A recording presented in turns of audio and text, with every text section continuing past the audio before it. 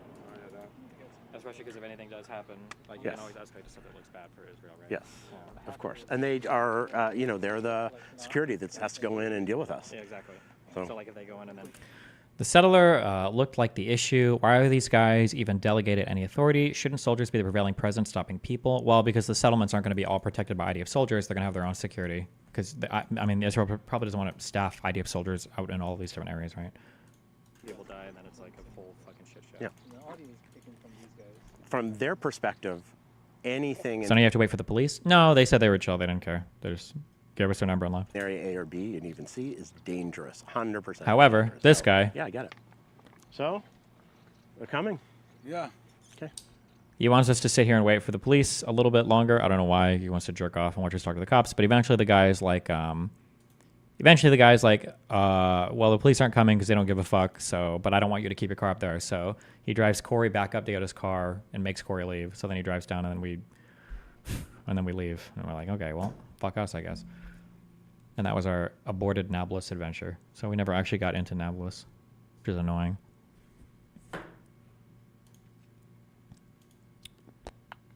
Let's see. Dubai humidity, Jake Shields bonding. What the fuck is this clip?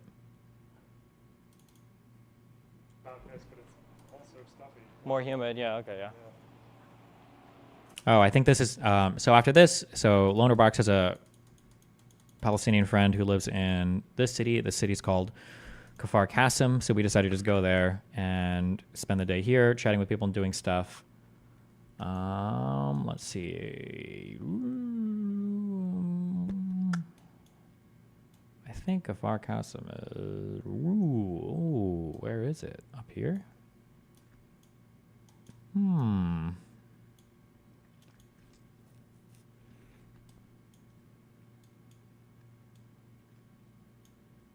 Wait. Okay. Over here? No. Wait. Okay. We were up in this area?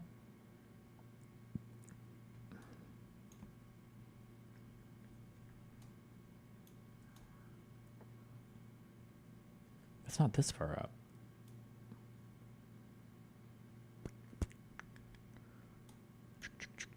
Above the 5, you passed it 3 times. Kfar Sava. Oh, Kfar Qasim. Oh, here. So we come back to this area. We were over here somewhere. Oh, Yitzhar.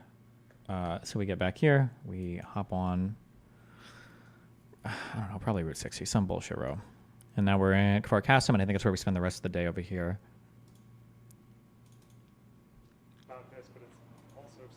More humid, yeah, okay, yeah. Did you touch the wall? No, I don't give a fuck about the religious monuments or anything, so I didn't do anything. Yeah, oh god, Dubai, that was crazy. That's the craziest. That's Shut the up. craziest I've No one ever seen cares. in my entire life. Nothing's even close to that. I thought we were underneath like a plane, like an engine going off, and I was like, coming at your face. holy shit. That was probably one of the more humid days in Dubai. Yeah. Now this is in Israel? Yes. This is on the way to the markets in Kfar Qasim. That's where we're walking right now. Because it's the Sabbath, apparently a lot of Jews will drive to markets and go and shop on Shabbat, since a lot of the Jewish ones are closed. Yeah? Once August kicks in, then it is like every day. Same here as well, isn't it? August is there. Yeah. I think they call it the Indian summer or something. Yeah, fuck that. I just want to say Brogan. I should have stopped. I'm so poisoned. My brain is so internet poisoned. Jesus. She looked like Frogan, for sure. Absolutely. Am I crazy? Have you ever seen any of the Predator movies? Yeah. Is the Oh. Predator text inspired by Hebrew? Yeah, it is. I already made this joke on stream. No one cares. Did you see Corey again? I think we parted Get big, ways like, at this Predator point. vibes. I think. Not like Epstein, but like... Okay. Why is this fucking retard DMing me? Were you able to get a visa to go to the West Bank easy? The Jake Shields guy. Who the fuck is that? He's like... Oh, why the fuck did he actually? Oh, I think he did DM me that. What a retard. The MMA guy that calls me a cuck and it, like screams at me on Twitter and... But now he wants to go to the West Bank. I don't understand. Some people just send me really weird shit. Oh, I think he thinks he's one of the people that thought I was like really big on Trump's side after the convictions. Oh, yeah, he did DM me. Were you able to get a visa to the West Bank easy? I want to go back out and do some reporting, but might be difficult for me to get in. Tim Pool said he was going to help, but I think that he was telling me to kill myself. I hope you keep an open mind while there. I was once super pro-Israel until I saw the reality and did a deep into the actual history. I should have went with you. Well, I don't even know what how do you even get a, I don't even think you can get a visa into the West Bank. I don't know what the fuck this guy's even talking about. Jesus. But anyway, yeah. Because he was like, oh, even this guy realized, yeah.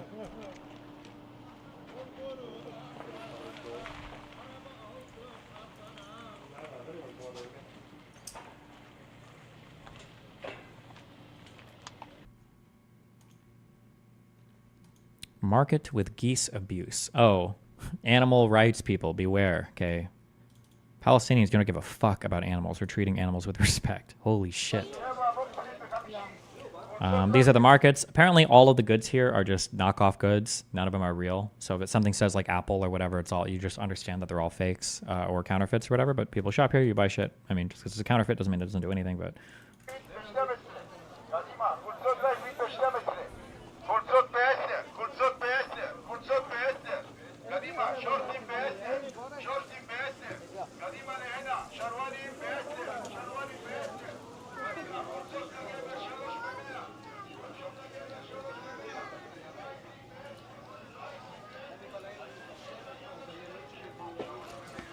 Sorry.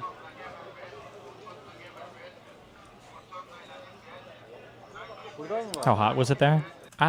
Again, especially coming from Miami Beach, I don't think it was really that hot at all in this area. Like, it is warm for sure. It's probably hot depending on where you're from, but compared to Miami Beach, everything here was like decent. The weather was, I think.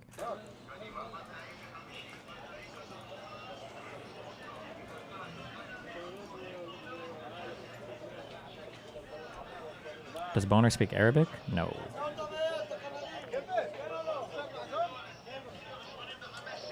Did you buy sunscreen? Yeah, at this point we have sunscreen, of course. Over through here. What was your friend's awareness of dressing in Muslim areas, like covering up to elbows, etc.?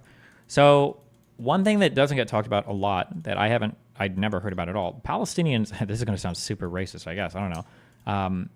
It's funny, I only have to make that disclaimer for the West because nobody in the Middle East gives a fuck about things that sound racist. Palestinians are very, very, very modern people. Like, the idea, like, if a woman shows up with, like, her skin showing or, like, tattoos, there was exactly one time in all of us being in Israel that Lena caught, like, a very rude reaction from a lady who was upset at how she was dressed, and it was by a Jewish woman when we were in the Temple of the Patriarchs and Matriarchs.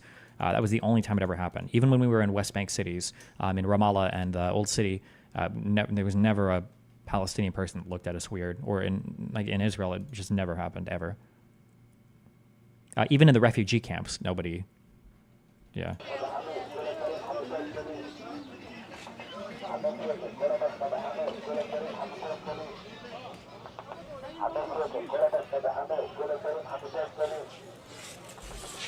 Now I don't know if that would be true in every refugee camp, or like in the like if you go to like Jenin or some of the camps around there, maybe it's more radical. But in any of the areas we went to, it wasn't a problem. Nothing power buyers either. Okay, we're gonna look outside here. פה מצדה באזור?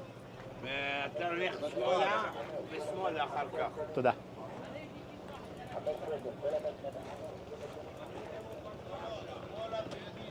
שמאלה וימינה?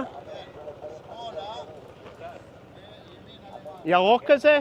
טוב, he's not even listening. Never mind. Because that was the market. The fruit part looked really cool. Huh? Yeah. Don't worry. It's only if you get caught. So with Israelis, it's better to Jews. Sorry.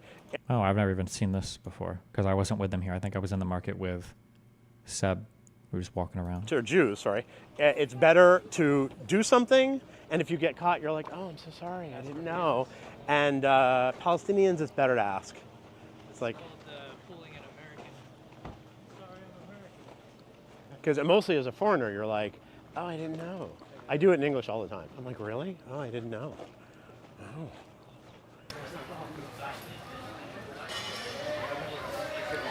Oh, they caught up with each other. These kids are just like, I don't know why, they're just like torturing the geese. I guess it's for fun, or...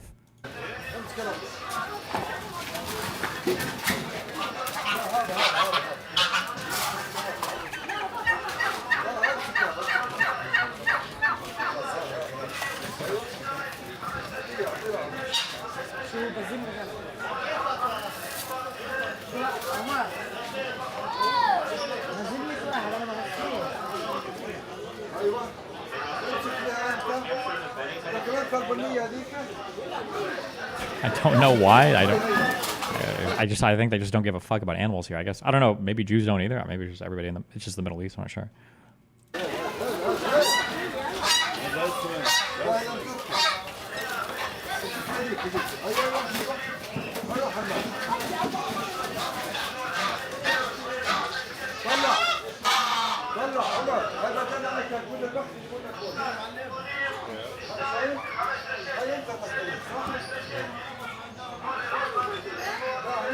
Jesus, I don't know why. Have you ever been to a goose farm in the U.S.? Nope.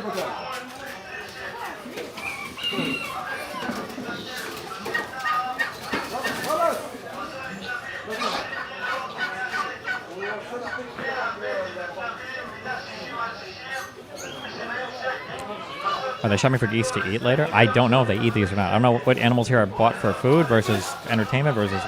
I don't know why the fuck you buy geese. I have no idea.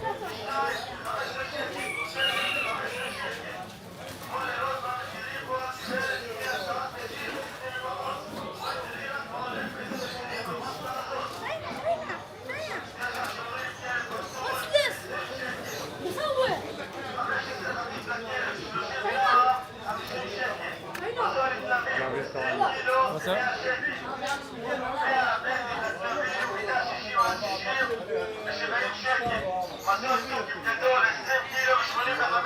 Oh, fucking Bambino. Yeah, fair. There's like boxes full of like little hamsters too, where kids just reach down and they grab like 10 of them. And it's just, I don't know. It's a very different culture. Because they're like, what? I just stop listening. Don't matter. Well, when we get somewhere. There's no air conditioning here.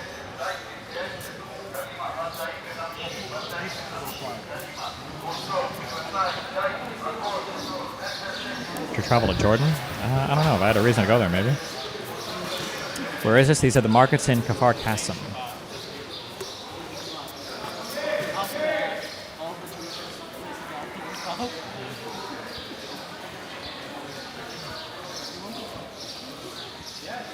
Did you go to Hebron? Kind of. But that's like the last day, basically.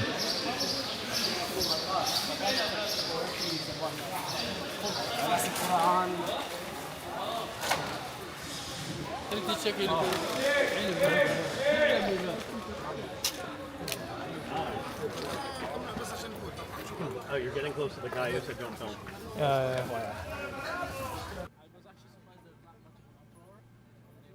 Fuck, is it so quiet?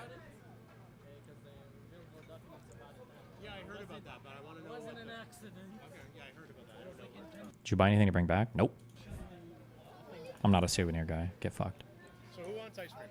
I want ice cream. I did want ice cream. And I want a bottle of water. Hell yeah. Is this an Arab-Israeli town, or is this in the West Bank? This is a Palestinian Israeli city in Israel proper. Kfar Qasim is in Israel proper, not in the West Bank. Sorry, when I want ice cream, I thought it was not white. You would want someone to buy you free. I think I'm taking pictures here, or video.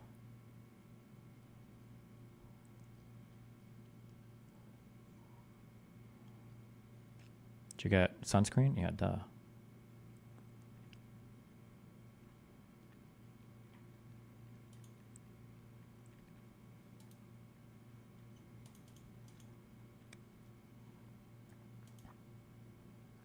Wow. Kino, the silent moment.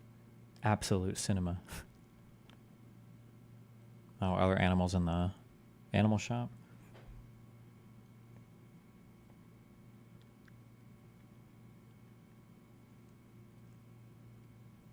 Why don't you tell those kids to stop hurting the geese? Because it's not my culture. I don't know anything about this shit. I don't know what's right or not right, or what the fuck. What was the tastiest thing you tried during your trip? I'd probably just say the mixed grill we ate on the second to last day, third to last day. Market with geese. Oh, and then in nice single channel audio. I think this was I don't know what the name of this restaurant was. This is another restaurant we went to in Castle. We had falafel and we had hummus. Okay, this is crazy. You're not gonna believe this, guys. In Israel, they have these things. What am I about to They're say? the hush puppies from Long John Silver's. True. And they've got their own These are falafel are basically like hush puppies. True, they are. special like Israeli mayonnaise. It's actually pretty good. I'd recommend it. I give it like a 7 out of 10 so far. Actually, a little bit down the road here, there's like a little small cafe where they watch football, play. Oh, this is like hummus with meat. Yeah. They call it the Turkish cafe. That's where all the Turks. There's a real Turkish restaurant in Tel Aviv.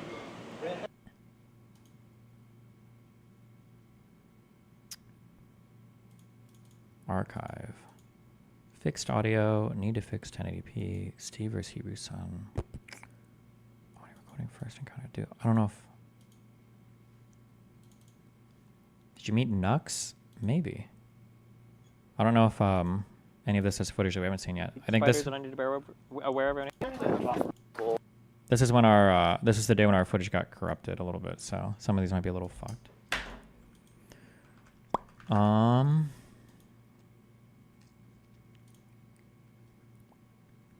Is that all of day one? Interviews. Oh, we do street interviews. Let me see if this got censored. Hold on 1 second. Nux said you guys met up. Oh, in that case we did.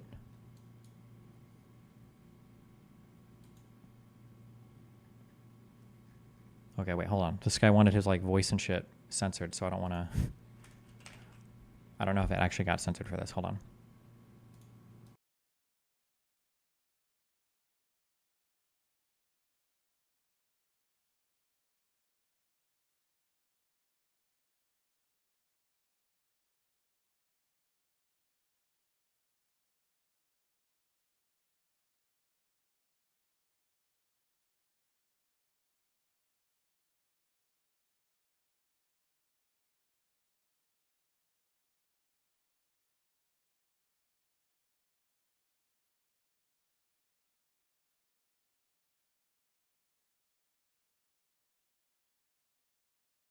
Sorry, fuck. It's taking a second to open. My name is clip. Allah. Oh, wait. Allah? Shit. Nope. Hold on. Different one. 1 sec.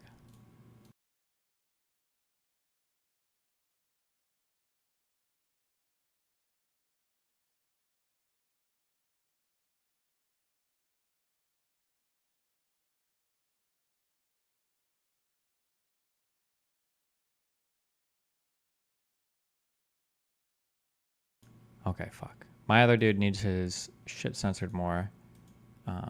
Lonerbox did an interview with some people. Do you think... Did he show any of this on stream? I don't think these people cared, right? Because they were on camera and everything, right?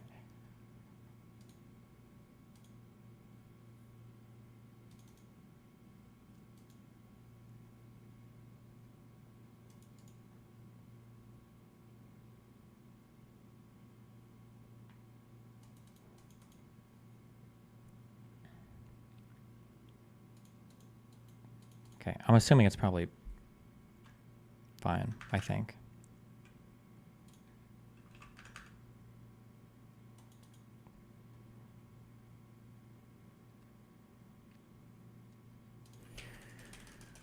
Let me ask him, hold on. I don't want to get somebody fucking assassinated. The two people you interviewed on our second day on the bench were okay with their stuff being shown. Yeah? Question mark. Whoa, hi.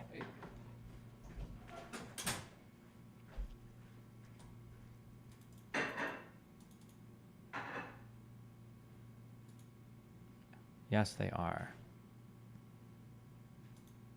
Oh, okay.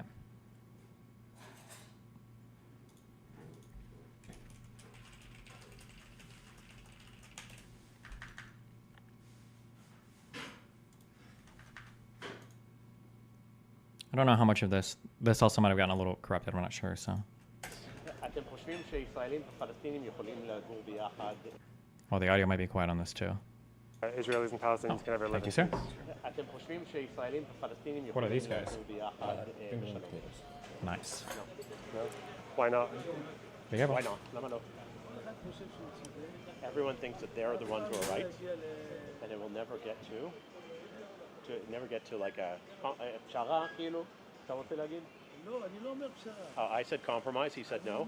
כל אחד בטוח שהוא צודק, ולא יעזור כלום, לא יגיעו לפשרה, בגלל ש... Everyone thinks that they're right, and that's it. So it's a problem. Does he have an opinion on who is right? Or? Yeah, and there are lots of Arabs here, and we get along very well, she said. If you're saying... Okay. They want peace. Yeah. If you're saying everyone thinks they're right, do you have an opinion on who's more right? Or? יש לכם דעות על מי יותר צודק? באיזה צד? לא, תשמע. No. No. תקשיב, כל אחד חושב שהוא צודק. עכשיו, אם אני צריך לחיות פה, אז אני רוצה להיות בצד הצודק שלי. If I want to live here, I have to be on the right side for me. זה או אני או הם. Either me or them. הרי הם רוצים הכל, הם לא רוצים... They want everything, meaning the Palestinians want everything. They want all the land. And we gave them everything. בכל זאת עשו לנו מה שעשו לנו. אנחנו רצינו להאמין שיהיה טוב. We wanted to believe that it would be good, אבל זה לא קרה. but it never happened. But it didn't happen. Will that be referring to peace process? זה 2000s? על אוסלו, כאילו את מדברת? לא, לא. לא, אני מדברת על החיים איתם למלחמה. I'm assuming these are Jewish people, right? Talking about the current war with Gaza. Oh, okay. מה נתנו להם? I'm just clarifying. קודם What כל did we give? סיוע נתנו להם. Oh, we gave aid. Because Corey's speaking Hebrew, so. But I mean, the Palestinians, I think, in Israel are also generally going to know Hebrew as well, so. I think. I'm pretty sure. I just made that up, actually. But they must, I would imagine. In Gaza. יצאנו מעזה. We left Gaza in 2006. Didn't say that, but they left Gaza. We left Gaza. עכשיו, כל מה שהיא אומרת זה מה שהיא חושבת. No, no, ברור. Everything she's saying she believes, everything he's saying he believes. Okay, yeah. אני מוכנה לחיות עם כל אחד שלא עושה לי את הבעיות. I'm willing to live with everybody who doesn't cause problems. אין לי בעיה. So, do you think there are things Israel does to make it worse as well, say like settlements or יש something דברים like that? שישראל עושה, שזה עושה את זה יותר גרוע, נגיד התנחלויות. תשמע, נגיד שיש התנחלויות, זה חלק מהוויכוח. Let's say there are settlements, it's part of the argument. לא אומרים בהתנחלויות, קמים בבוקר אומרים לך להרוג ערבים. זה ככה אני חושב. בהתנחלויות לא אומרים. לא אומרים. הם לא אומרים. So but you see that people in settlements generally, other than the extremists, he added, don't get up in the morning and say, I'm going to go kill Arabs. That's not... חשוב גם ללכת לראות יישוב בהתנחלות, איך הוא חי בכלל.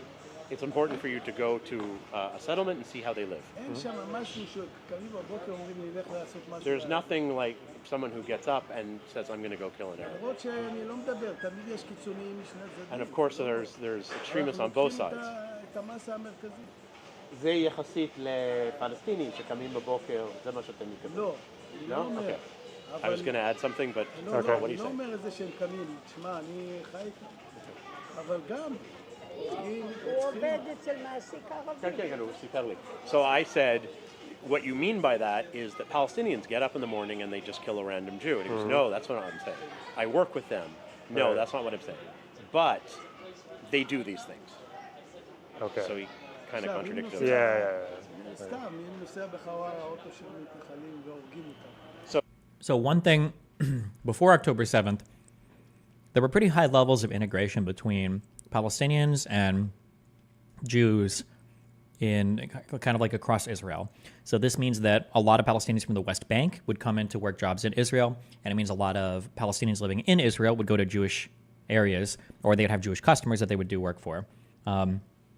So Palestinians are both highly integrated with the Jewish population. They're also very educated. I think there is an overrepresentation of Palestinians in fields like being doctors or being lawyers. After October 7th, a lot of this integration basically grinded to a halt.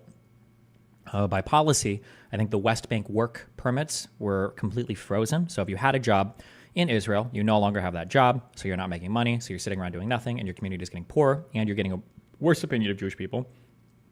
And if you live in Israel, Jewish customers aren't giving you their patronage as much anymore because now they're all paranoid and scared that they're going to get killed by you. So it's kind of a shitty situation now. So if where we were, Hawara, that's exactly where we were.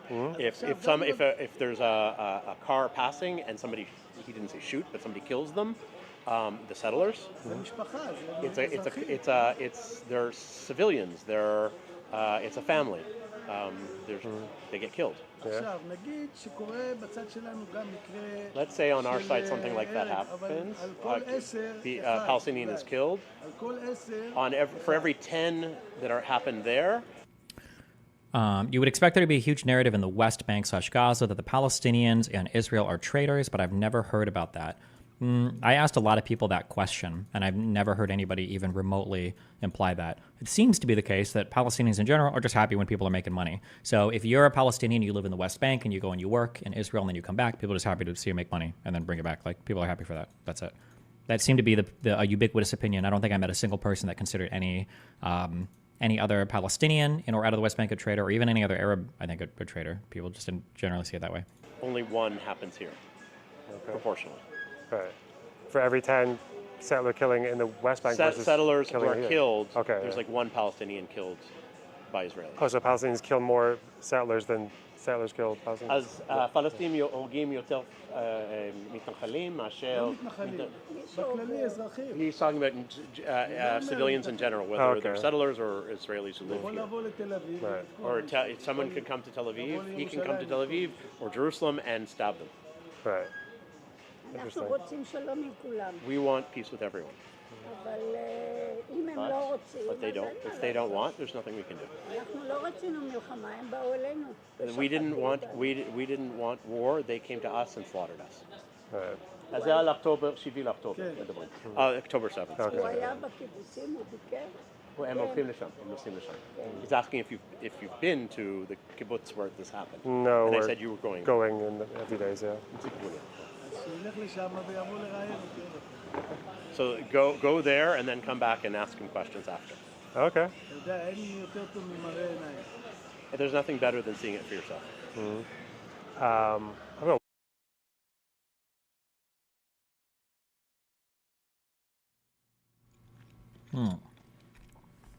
I understand for Gaza, but for West Bank, they shouldn't cease the work permits. No. Or is it a security thing for Israel? It's a paranoia thing. That's it. Even for Gaza, I don't think Shin Bet actually was able to verify, or there was no evidence that Shin Bet uncovered that even any of the work permitted people from the Gaza Strip were involved in any of the October 7th terror attacks or recon. I don't think there was any evidence of that ever presented. I mean, I can still understand preventing it from the Gaza Strip, but for the West Bank, I don't think there was a good rationale. I've never seen one provided, other than just paranoia or fear. One more question. I wanted to ask if you think the rest of the world... We don't hate them. We actually really want to live with them, but in this way, there's no chance. Look at the Arabs in Israel, look how they live. We have no problem with them. They should live with us. We buy in their places. What was your question? Sorry? It was, do you think the rest of the world is on Israel's side? אתם חושבים שהעולם בצד של ישראל? No. No. Do you think they're on Palestine's side? בצד של הפלסטינים? Yes. Even... אני אומר שלא דווקא בכלל, בצד שנגדנו, לא חייב להיות פלסטיני, גם פלסטיני, כן? לא, שהעולם בצד של, כאילו תומכים יותר בפלסטינים. תומכים כי הם לא יודעים את המציאות, הם שם... They support them because they're far away, they're out there, and they don't see the reality. אני אומר גם, בלי שום קשר לפלסטינים, הם לא תומכים בנו עצם זה שאנחנו יהודים. And no connection to the Palestinians, they don't support us because we're Jews. Right. Would you say that about Europe or America? Did Gazan workers not scout out the neighborhoods that were attacked before October 7th? My understanding is there's been no evidence supporting that. No, I don't think that's ever been demonstrated. America or... Is it נכון לאירופה, אמריקה? כן.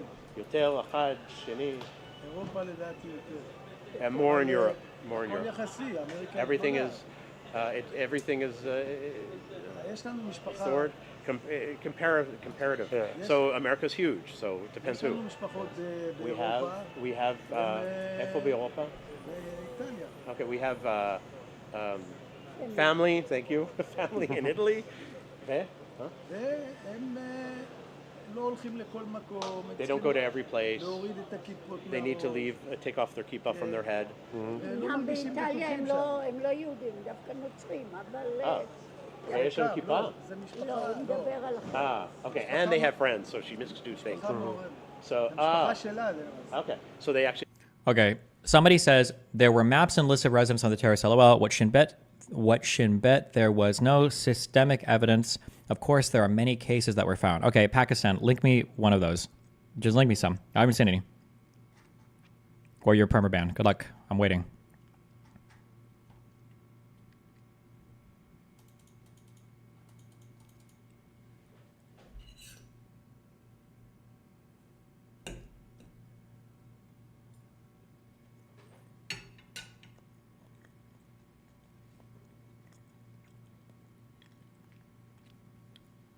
Give me a few minutes and I will link you. Okay, you've got till the end of this interview. A minute and 30 seconds. Should be easy to find really quick, right? They have mixed families, so some are Christian and some are Jews, but the Jews don't go with kippah, and even the Christians are afraid to say what they think.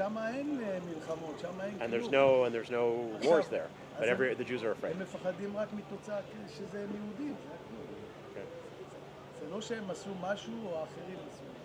not that they did anything or somebody else did anything, they're afraid. Okay. Yeah. You okay? Yeah, I think that's everything I needed. If Stephen wants to join in, where is he? I'm intervening for a moment. What? Okay, you got 30 seconds. What's up?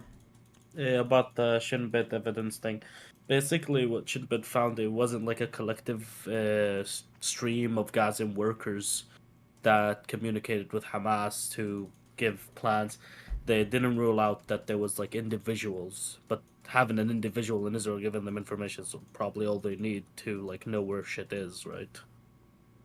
Okay, I don't understand the purpose of saying that. Everybody, I see a bunch of Zionoids that keep saying that retarded line, but like didn't rule it out. I mean, you would have to interview literally every single person and then do extensive research on every single. My understanding is there was no positive evidence provided for a single Gazan worker doing recon for. No, Hamas. that's not what the article said when when they refuted the thing. It said I know what the article said. Yeah, it's a Times of Israel article from March. I remember I read it. Yeah, they said that there was no evidence. They didn't rule it out, of course, because they didn't interview every single person. But I'm not aware of them having any individual. Interviewed 18%, right? Yeah, but I'm not aware of them. I'm not aware of them having found a single case of somebody doing it. But not strong evidence that it was like a collective thing to work with Hamas to provide information. You keep saying not strong evidence that it wasn't a collective thing, which implies that they found individuals that were collaborating with Hamas. Is that true? I never saw. I think that I don't think they found individuals out of the ones they interviewed, but I think they still have suspicion that there was because of the things they found on the terrace, which is like maps drawn where shit is. Gotcha. Okay, that might be the case. I mean, theoretically, there's other people that could do that investigation. Yeah, right? and the problem is with them not finding anyone is also majority of the people that would have provided Hamas with that information were probably Gazan workers that already left Israel by that time before October 7th. Sure, maybe, yeah. Or it was non-Gazan workers that provided the information as possible too. But I mean, it's that is also well. That's what when I got presented this argument, I was like, this doesn't seem out of. It doesn't seem impossible, but that also means that there's possibility that non-Gazan workers provided them the information. Yeah. I mean, it's possible that they did, but I'm just my understanding is up to this point, there's been no evidence showing that. Not from that the was Shin the case. bit, yeah. I know, that was all I needed to say. Okay. Be careful. Sure. Also, those kids were trying to show off the geese to a person trying to buy them. Oh, okay. Like he was trying to pick which goose to like want. Gotcha.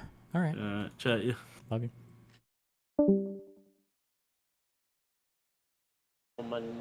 כאילו מרומא, יהודי מרומא, הייתי שם. ברומא, בפירנצה יש לי המשפחה בפירנצה, ההורים שלי נולדו. She's actually Roman Jew, like from, that's rare. Okay, yeah, Romani Jew, yeah. No, not Romani, as in Roman Italy. From Rome, okay, Italy. Oh, okay. But it's a very small group and they've been there for thousands of years, 2,000 years. בפירנצה יש לי משפחה שהם נוצרים, הם בני דודים שלי, והם גם לי יש דוד שהוא התחתן עם נוצרים, הם לא בדיוק נוצרים, אבל בסדר. And everyone gets along. He has a lot of Christian family as well. Okay. There's no hate. There's no. אין לנו בעיה להיות בסדר עם כולם. Like when you meet face to face, everyone gets along. And as you get higher, meaning politics, that's where you get all the chaos. The common thing people say. Yeah. Okay. Yeah, I appreciate it. Thank you. Do I still need to provide links because I have a few allegations in Hebrew articles of detailed maps found on the terrace? No, it sounds like you have nothing, which is exactly what I said before. So, okay, this is one interview. I did an interview, but I think the guy needs some stuff blurred out. we didn't stop and talk to too many people. For Arabs or Palestinians in Israel and in the West Bank, it was hard to get people to want to talk on camera. A lot of people seemed a little bit sketched out. It feels like if you're Palestinian in Israel, it feels like there's a lot of different pressures that might make you not want to show up on camera. If you give certain answers, there might be things that make you uncomfortable with Jewish people. If you give other answers, there might be things that make you uncomfortable with Palestinian people. It feels like the Palestinians in Israel have a lot of different pressures that are pushing on them from different sides that make it difficult to figure out, I guess, kind of like where they belong in society or who their allegiance is with or what they're allowed to say or not allowed to say. So it was a bit challenging interviewing and speaking to them. Let me see what I wrote down for my notes for this day.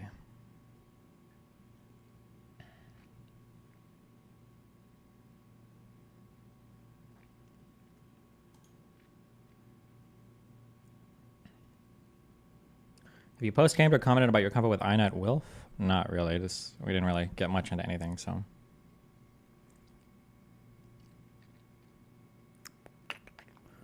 Got turned away from the IDF. Weird dude there. With Loner Box's friend. We ate falafel and hummus. We spent some time in the markets afterwards. Everything seemed pretty chill. Okay. One thing that I got from my interview that was something I hadn't heard before was apparently crime is starting to become a thing in a lot of the Palestinian majority cities. And apparently the IDF, according to the Palestinians I spoke to, the IDF doesn't really do much about it or care much about it unless it bleeds over into the like Jewish majority cities. I imagine that this problem has probably only been exacerbated since October 7th as work opportunities disappear from Israel. Because of Jewish people not buying services from Palestinians or just like that would be an exacerbating issue that I imagine would also increase criminal activity as you look towards other ways to make money. But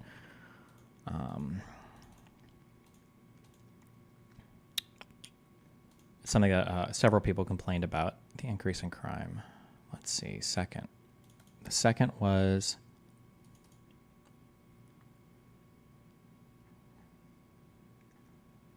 Oh, somebody linked me an article. August 23rd, 2023, Israeli Arabs demand action over spike in murders linked to organized crime. Oh, so even last year, I guess it was starting to be, or it was an issue.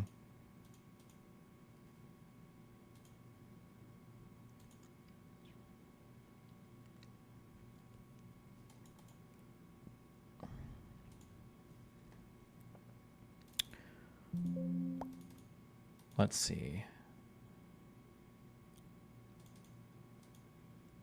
Mordecai was our interview for day 3.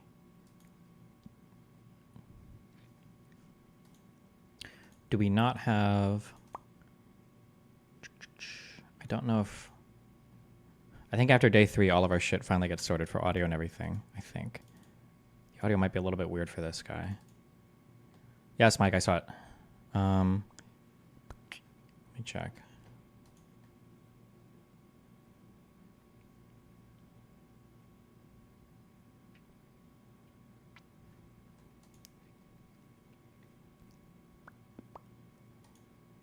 These files take a while to open, sorry. I'm really excited that Dr. Shut up. No one cares. 27. Please tell me his microphone was working at least a little. Vectors. Oh. One is the clan system. Okay.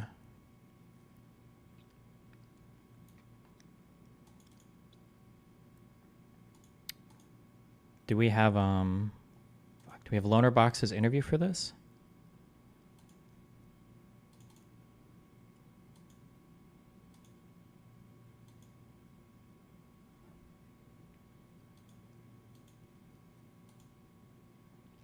Is this your first interview? Yeah, this is our first like formal interview.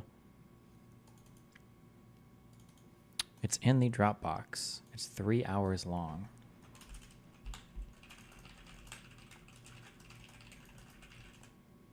I uploaded it after you downloaded the file already. Oh, shit.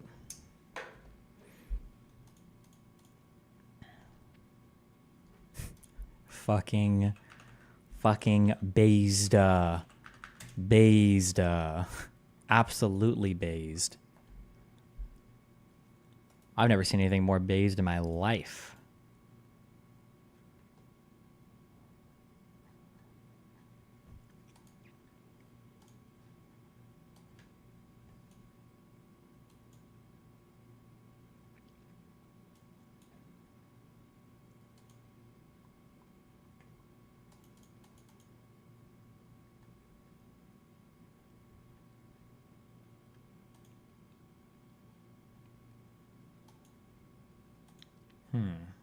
Is this one not in a folder? I don't think it is.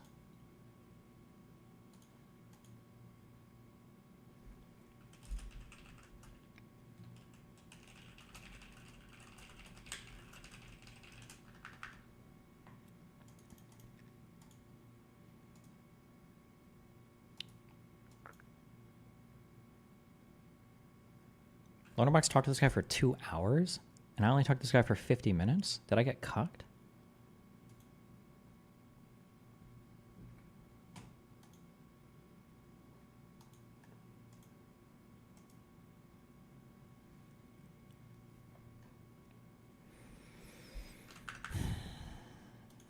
Okay, well, we did 2 days. I'll do this day tomorrow, because I think this is probably about 3 hours of interview for this guy, and then, I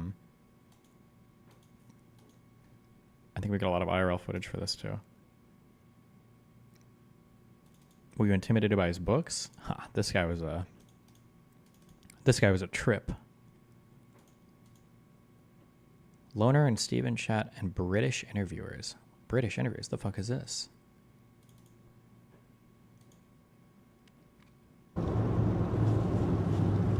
We got Destiny studying. British interviewers. It's just, I don't believe it was real. Don't believe what's real? Says the thing over Well, and over again. did you says see? the thing over and over again. Yeah. When he asks them the same question 12 times, and he just like gets off of his platform and starts walking towards him as he realizes that he's able to just keep on saying it. Oh, I remember. He's talking about some famous British interview TV bullshit. Oh, okay.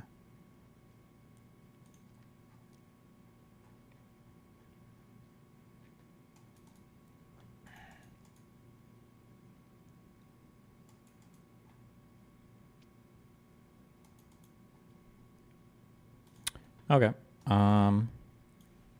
Start on day 3 tomorrow.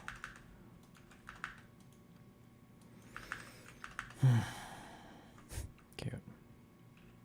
How was the traffic there? Pretty intense. You have to, if you're driving in like busy cities like that, you just got to be like confident when you drive. If you're not confident, you're gonna get cucked. Driving in like Tel Aviv and shit is not for the faint of heart. Are you planning to publish all the footage on the side channels? Yeah, probably. I'll throw it all to August and you can, yeah.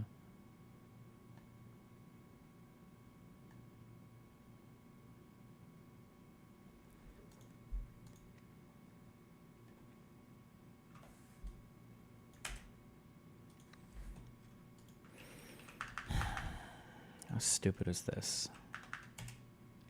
All right, guys. Well. Oh boy. Let me use a restroom 1 sec.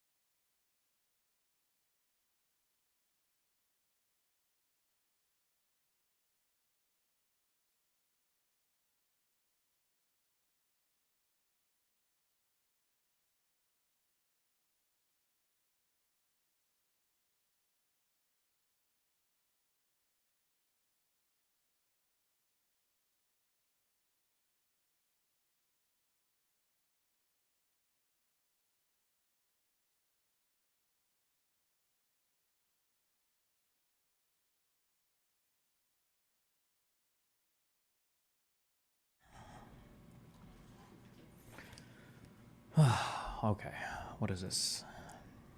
Welcome to another episode. This is going to be a really great discussion between Ami Kozak and Dave Smith. I'm excited just to have two Jewish comedians. The guy debating this. To be funny. No. This video is not meant to be funny. No.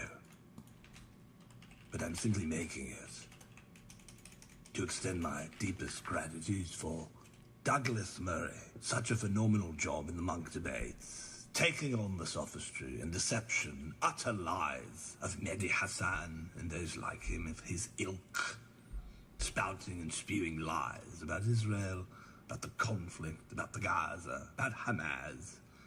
Wishing you, Douglas, a yasher koach, as we say, doing basically God's work. And you said on stage something very interesting. You said, who will protect the Jews? The Europeans? No. Okay. He seems very special.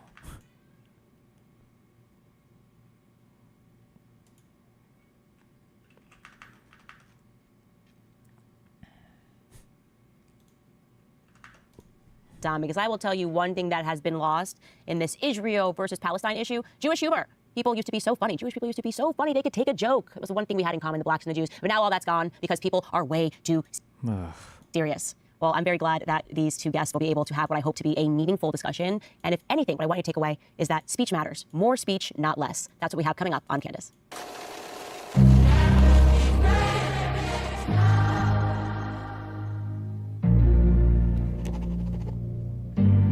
All right, guys, I promised you we were going to have such a great discussion today. I'm very much looking forward to it because I've already had a discussion with these two individuals, and they were actually productive on this topic, and there has been a lot of nonsense and a lot of emotion, but I think that these two individuals are going to have a good discussion. I think it's also important to say, because you hear people say, oh, I'm moderating the discussion, I don't have an opinion. You guys already know my opinion. You guys know that I've had Dave Smith on and that I agree with him on foreign policy. So to keep this discussion productive, I'm just going to be as quiet as possible. Not an easy task for me. Not an easy task at all. But I want to make sure that we're not accidentally tipping the scales, and occasionally I'm just going to say bad and mean stuff to Dave Smith just to make it easy.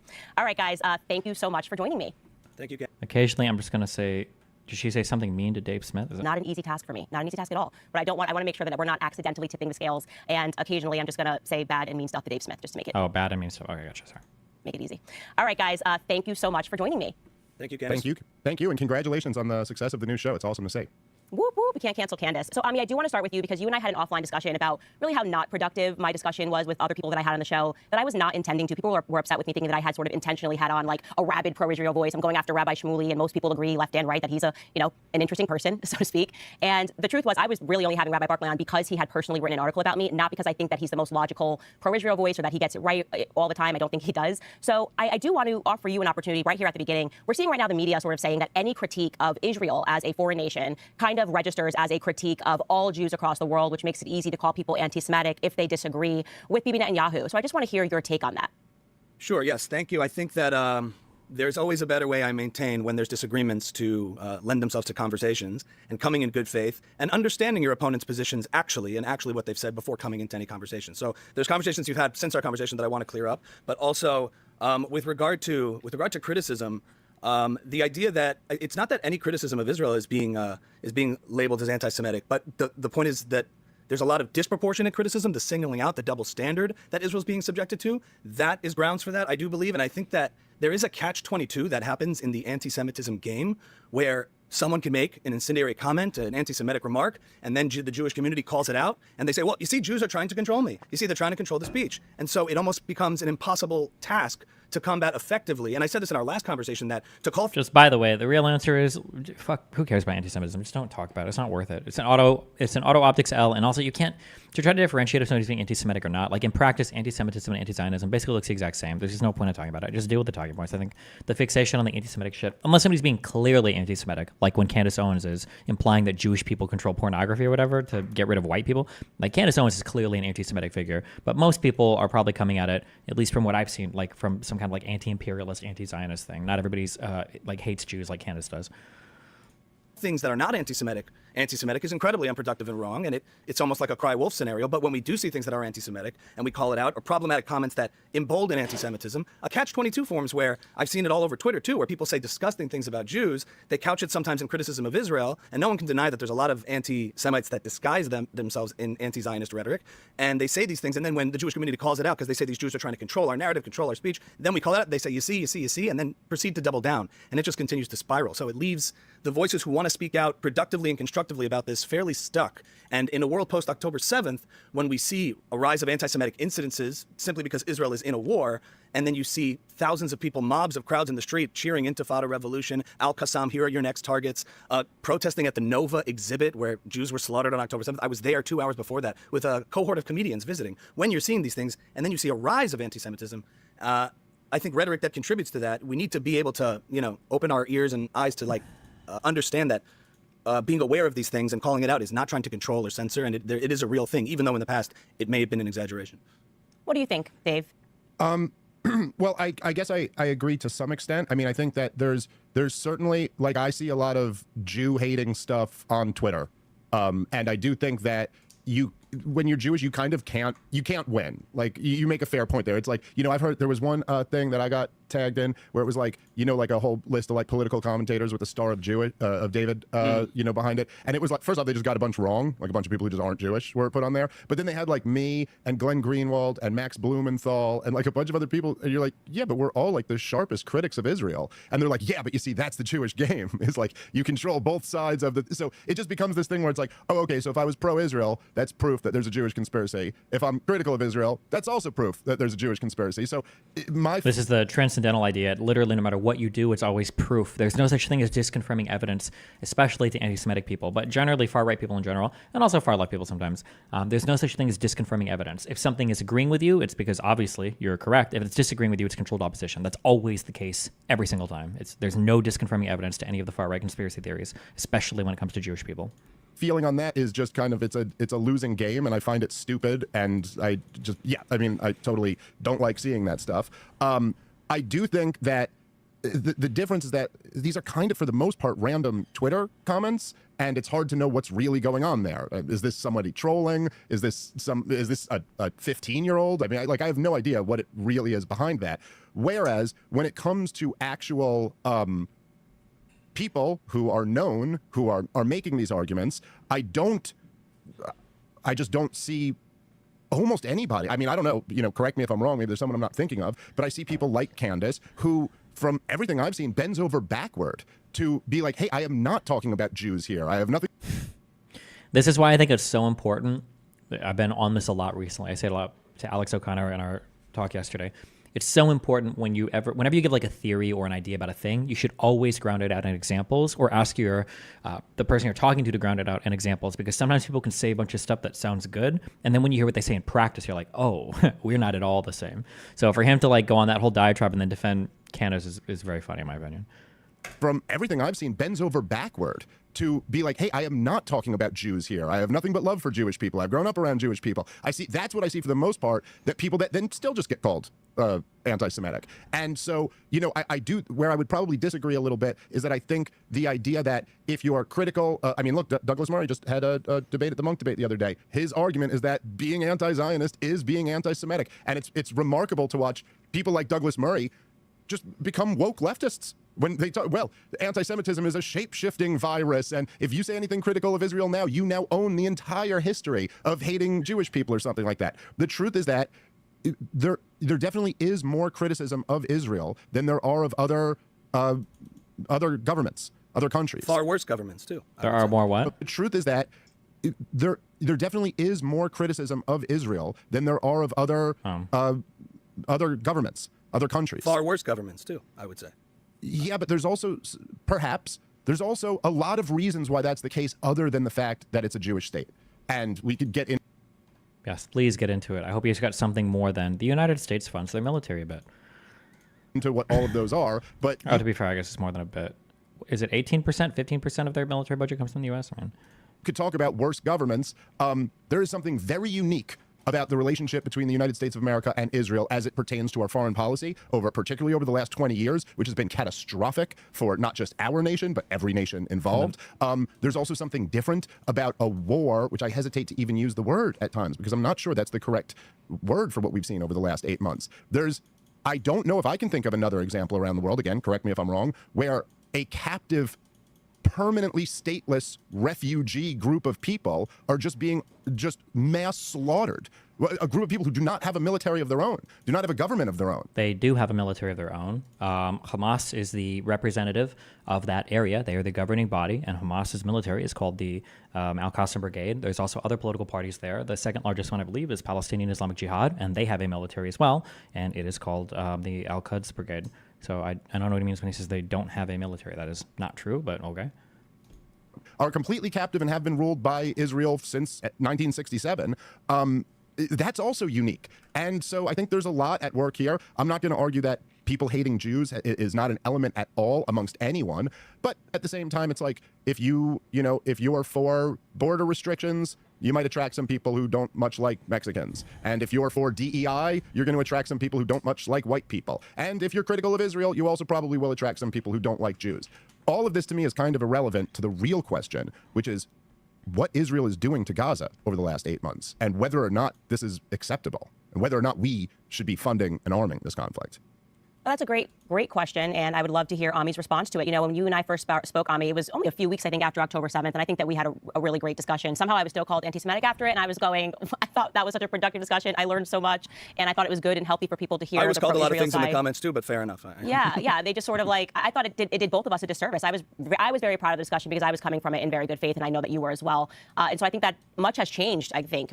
People were floating around, this is genocide. I don't think that matters. We don't need to get hung up on the verbiage. Mm-hmm. Do you believe that the response to the October 7th attacks has been equal, overboard, and also what would you say is an equal and overboard response? Well, first of all, Dave, I'll just say, I know you wanted to debate Douglas Murray, but here you have him. It's the next best thing, okay? Everything Dave said is utter nonsense from the get-go. People of your ilk. But anyway, that's what happens when you get two comedians on to talk serious. Well, yes, for you, maybe. Anyway, I'm a huge Douglas Murray fan, and I think he did an awesome job. But further... Saying Hamas is the government as if it's legitimate or comparable to any actual government on earth is fucking retarded. Are you serious? I can't tell if you're trolling or not. As if it's legitimate, well, Hamas won their elections, number one, so at least at one point in time they were legitimate. And then number two, they are the administrative body in the Gaza Strip. They run the services. They dole out money to people, they do the policing, they do all of the utilities. If that's not a government, what are they? The record, I'll just say this. A couple of things just to what Dave said, and then I'll address your question, Candace, because I think, Dave, would you concede that this, you don't like the word war, I don't like the word conflict, because I think there's a fundamental flaw in presuming that Israel and its enemies are, and I'm using this word carefully, moral equals in the sense in terms of the values that Israel tries to uphold, the state it tries to create, which confuses me about your position in the sense that you're someone who's always fighting for individual rights and sovereignty, and that these governments, the whole purpose of government in and of itself is to protect those rights to the best of its ability. That's what its primary function is. And to the extent, to the degree to which Israel does that better than any other area in the region, I would think that at least morally... I feel like this is such a dumb argument to go down. This is going to turn into like an apartheid debate on like the West Bank and the occupation or whatever. I just don't think this is even a relevant point to bring up. Like, it is a war. It is a conflict between two groups of people. Whether you want to call it a war, or whether you want to call it international armed conflict, whether you want to call it non-international armed conflict, whatever you want to call it, is that the semantic distinction here is not relevant, I don't think.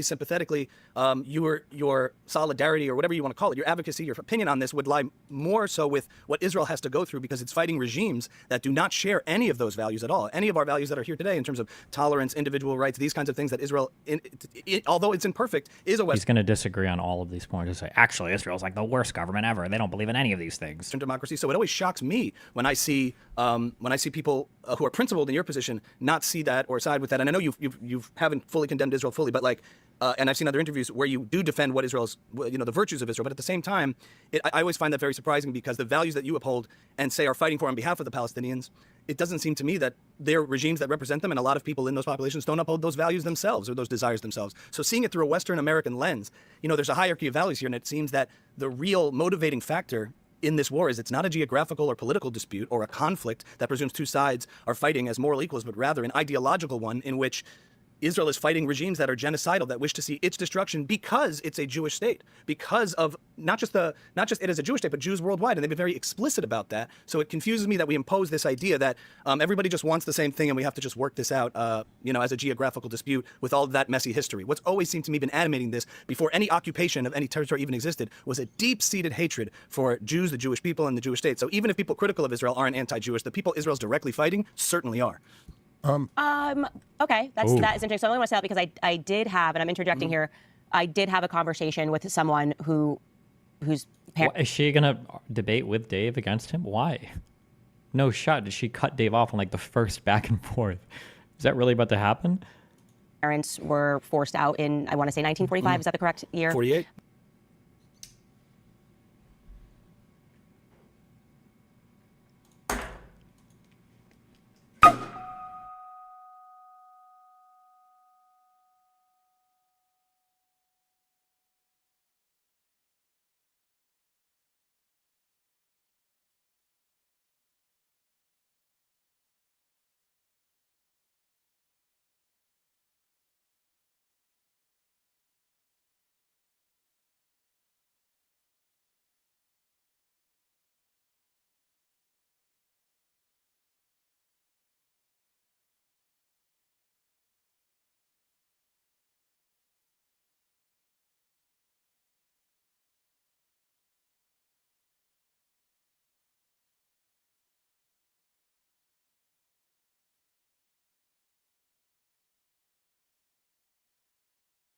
Sorry, I had to get water. Okay, my bad. The War of Independence and the Nakba was indeed 48. If you want to be really technical, you might be able to say 47, but it's okay. That's not relevant. It doesn't matter that much. It's not that important. Whose parents were forced out in, I want to say 1945. Is that the correct year? 48, yeah. And it definitely, I don't think every person that has an issue with Israel is being guided necessarily by this idea that it's just Jewish people. I mean, some of these people were actually living there and had accepted Jewish refugees into their home. One Palestinian is coming to mind, Mohammed Hadid, who they were allowing these refugees to live there for 2 years. They went out one day, came back, and the locks were changed. And they said, this is, again, I'm telling you what Mohammed Hadid told me, you're not allowed to come back here. Your home is being taken over. If you come back, they will shoot. What is this story? What is she even talking about right now? I don't know the story. Mohammed Hadid. Do you think it's with a J? What is this story? Where is this? Can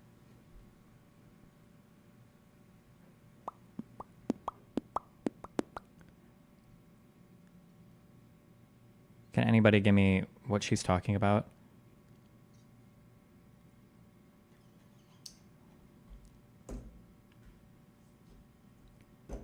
Bella Hadid's dad. That's not, I'm just curious where is a time when... This is, again, I'm telling you what Mohammed Hadid told me, you're not allowed to come back here. So there was an Arab that was letting Jews, or there was a Palestinian letting a Jew live there for 2 years, and then it got reversed. What is this? Yeah, where is this? Okay, let's read this. I'm just curious what the context is for this. Okay, he was born in 48 in Nazareth. He's the son of Anwar Mohammed Hadid and his wife, Karia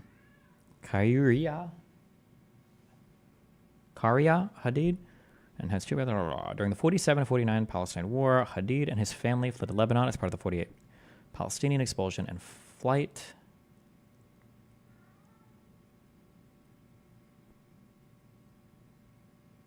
Who edited this article? I'm surprised this doesn't say the Nakba, but ultimately settling in Syria in 1989, Hadid stated his father left because he did not want the family to live under the Israeli occupation.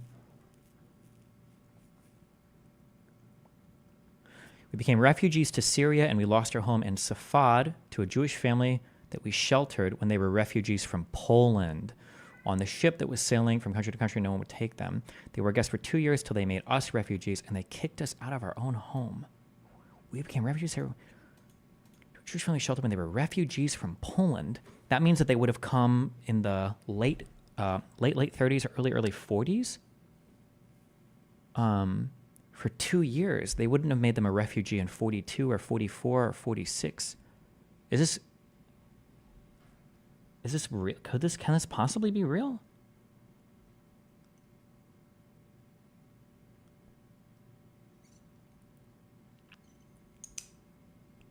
The timelines just don't. That doesn't feel like they add up.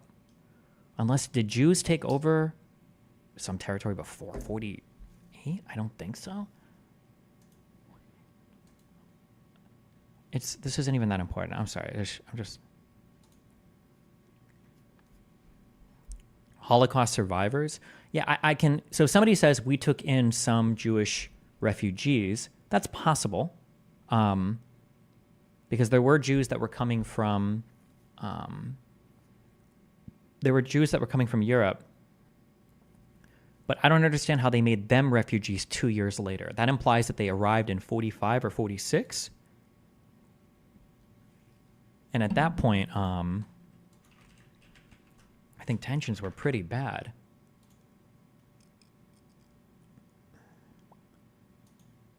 I wonder if they mean like their neighborhood took them in as refugees or something. He probably means the town took it. Yeah, that might make a little bit more sense. That we sheltered when they were refugees from Poland on the ship that was sailing. They were our guests for 2 years till they made us refugees, kicked us out of our own home. I feel like this is. I feel maybe the town or city that would make more sense. But they wouldn't have come in 45 or 46. Those would have come far earlier. No, hold on. I just want to see this. Explain why this makes no sense. It doesn't make any sense because Palestinians weren't made refugees until 1947 or 1948. Those were the two huge years where Palestinians were made refugees. But he's saying that they were only there for 2 years, meaning that these refugees would have come in either 45 or 46. But I can't think of when mass refugees or refugees were going to the Middle East from Poland in 45 or 46. It would have been like 5, 6, or 7 years earlier. I don't know if any came after the war. So the timeline doesn't add up. So like if he would have said, oh, we became refugees, they were here for 6 years, and then they made us refugees, then, oh, that makes sense. 2 years? What? What do you want? Okay.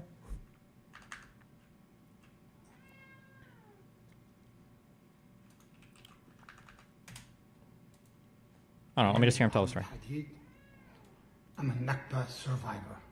My parents were Nakba survivors. We were... Somebody said, my father came as a refugee in 46. Would Arabs have let Jews live with them in 46 after all the revolts, after all the Jewish fighting, after the Peel Commission got rejected, after everything? I feel like at that point, maybe in the same city, but no way, like, close by. What is your problem? What? What do you want? Hi.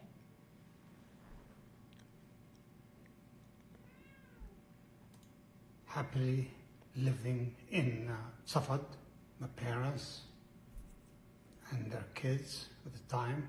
I was born in Nazareth, came back home to my home in Safad, returning after my mother had me in her father's home. Also, wait, he was born in 48?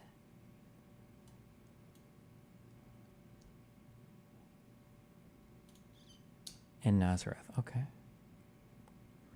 Early, it must have been early 48. He was born in November. Oh. Okay, hold on. Returning after my mother had me in her father's home. We were kicked out, locked us out. The people that we took in 2 years prior from the port of Haifa, where my father, my uncle, a few other friends of my father went to pick up some refugees that arrived to Haifa from Poland. They traveled the world, and no one will take them. They ended up in our backyard. I don't understand what that means. They traveled the world and no one would take them. I mean, if they would have been leaving anywhere at that point, they would have been going to Israel in 46. World War II and the Holocaust and all that shit was already, for the German side of shit. Fuck. I don't know when all of the...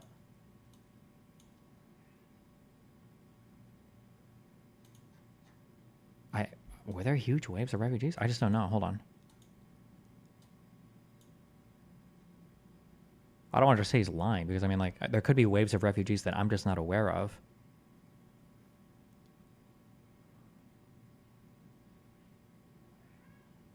What?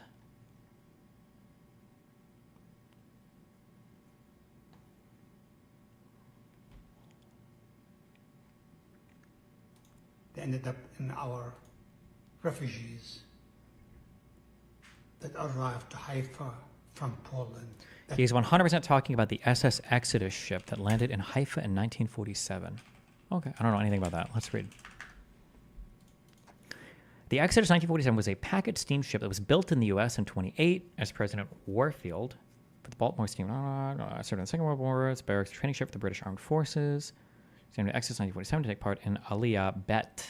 She took 4,515 Jewish migrants from France to mandatory Palestine. Most were Holocaust survivors who had no legal immigration certificates for Palestine. The Royal Navy boarded her in international waters and took her to Haifa, where ships were waiting for to return the migrants to refugee camps in Europe. Okay. This might be what he's talking about then. Okay.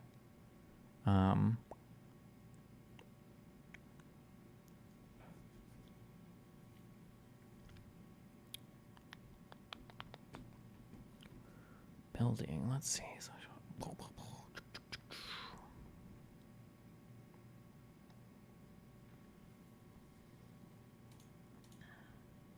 He's claiming to have picked up Jewish refugees. No fucking way. Yeah, I'm just curious. It just feels like the relationship between those two people wouldn't have had that happening. But I could be wrong. I don't know every single I don't know every single aliyah and every single event. Like there could just be a thing that I'm not aware of. Okay, hold on. Sorry, I'm clicking opening stuff. There's just a new thing to me. I've never heard of before. Okay.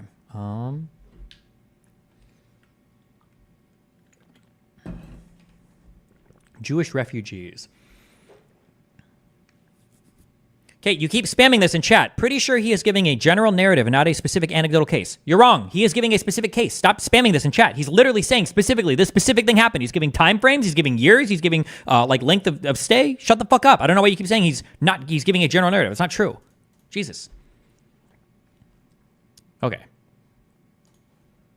After World War II, about 250,000 European Jews are living in displaced persons camps in Germany and Austria. A Zionist organization began organizing an underground network known as the Brachach, I don't know what the fuck this is, Escape in Hebrew, which moved thousands of Jews from the camps to ports on the Mediterranean, where ships took them illegally to Palestine.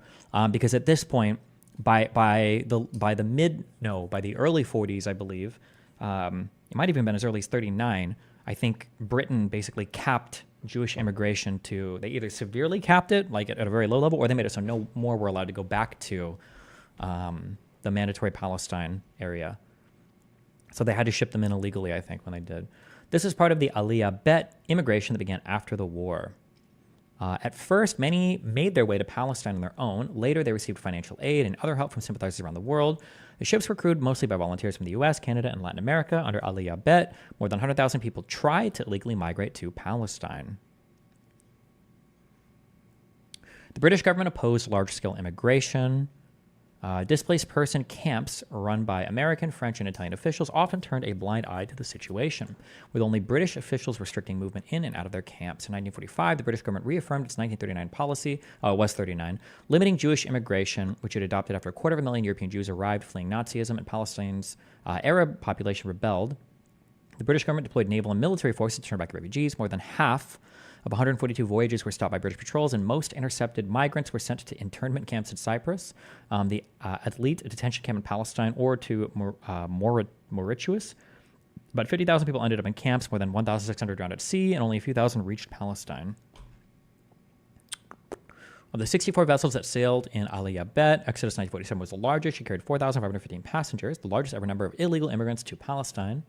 The story received much international attention. Ruth Gruber. Okay. Incident took place near the end.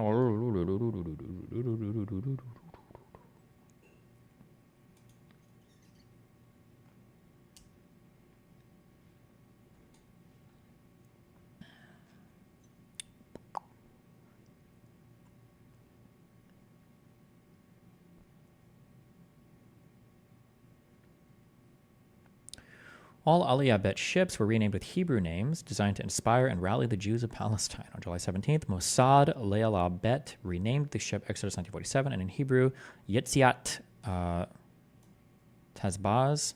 Okay, don't care.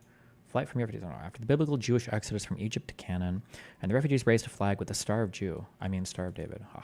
The name was proposed by Israeli politician, military figure Moshe Sneh, who at the time was in charge of illegal migration for the Jewish Agency. The name was later described by Israel's second prime minister, Moshe Sharet, as a stroke of genius.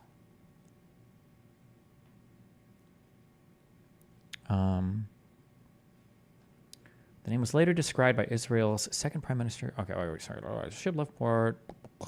Okay. All right. Aliyah Bet.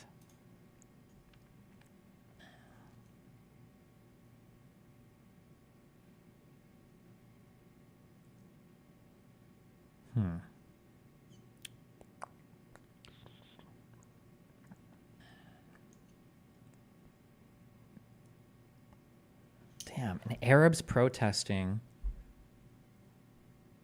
I don't think the story is that unbelievable. The reason why it feels unbelievable is that Arabs would have been incredibly ass-pained at any kind of Jewish migration after 1939, because that was what the whole Arab revolts were for. After the Peel Commission comes and they say, listen, we think we should like split this place up because shit is fucked, the Arabs revolted and they were like, fuck you, we're not having another state here. This is bullshit. We wanted a state here. Only us.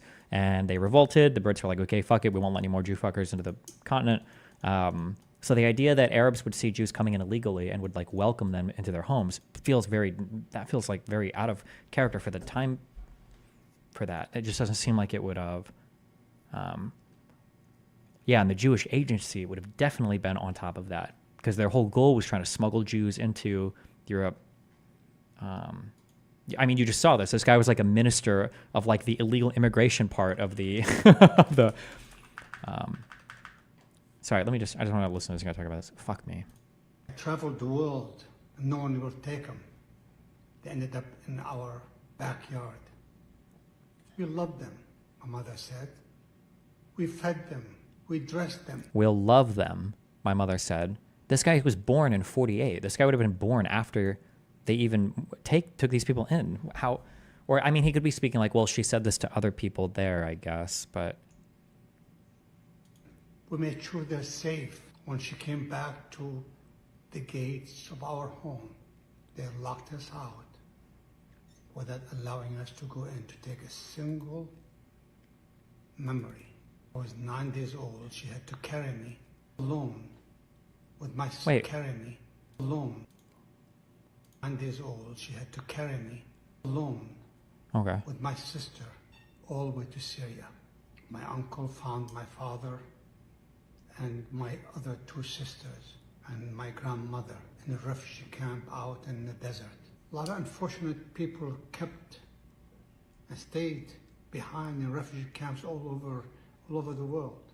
They were unfortunate. We made it safe. My saddest moments, I can say, that my mother asked me to promise her that when she dies, we buried her with her parents in the cemetery in Nazareth. I did not do that one single thing. I can believe that his family fled and stuff, but mother couldn't come back home. Sorry, fuck. People are linking me. Apparently, that other people have dug into this before. Hold on. This part. Real quick. The reason why I'm being critical of this is because one of the myths of Palestinian history, one of the big myths, is this idea of we welcome them with open arms, and this is how they treated us.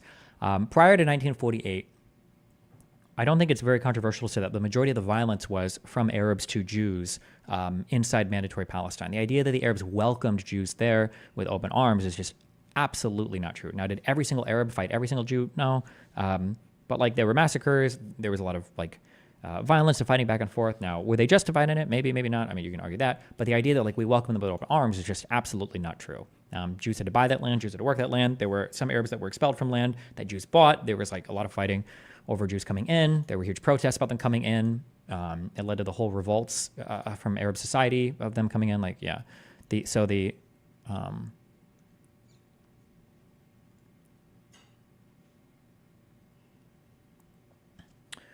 Let's see. This guy said, this is 3 years old. Muhammad Hadid, father of Bella and Gigi straight up lies about his history. This is from Instagram.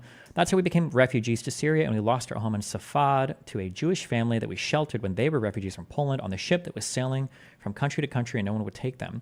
They were our guests for 2 years until they made us refugees, and they kicked us out of our own home. Also, this like sailing from country to country and no one would take them is, I mean, like, we can stretch that a little bit, but whatever. Sad story, isn't it? Only a few problems with it. First and foremost being that he's from Nazareth and not Safed. Of course, he couldn't claim that it happened in Nazareth because it's still an Arab city to this day. Yeah, that was... I also don't understand that. He said he was born in Nazareth. Safed, does Safed not have a hospital? Safed is to the north, right? I think it's close to the Syrian border, I think. I don't think it's in the West Bank. I could be wrong on that. Oh, what am I looking for? Oh. My name is Muhammad Hadid. A few other friends went to pick up some refugees that arrived to Haifa from Poland. Sorry, hold on. That traveled the world and no one will take them. They ended up in our backyard. We loved them, my mother said. We fed them, we dressed them, we made sure they're safe. When she came back to the gates of our home, they locked us out without allowing us to go in to take a single memory. I was 9 days old, she had to carry me alone with my sister, all with my parents and their kids at the time. I was born in Nazareth, came back home to my home in Safad. Maybe back then Safed didn't have a hospital, I guess, I don't know. Or one for delivering babies. I don't know. I'm trying to be charitable. Of course, he couldn't claim that it happened in Nazareth because it's still an Arab city to this day. And there was no expulsion from there. Indeed, he was born 4 months after the battle for Nazareth when it already surrendered and became part of Israel. Secondly, Jewish refugees from Europe didn't wander in the land searching for a place to live. They were all settled by the Jewish agency. Even if they weren't, they wouldn't go to some Arab's house when there are hundreds of thousands of Jews living in the British Mandate. This ties to the false narrative that Jews suddenly appeared after World War II in an Arab-Palestinian state, which took them in, when the reality was there was no Arab-Palestinian state in Tel Aviv, a city founded by Jews, already had a population of 120,000 by 1936.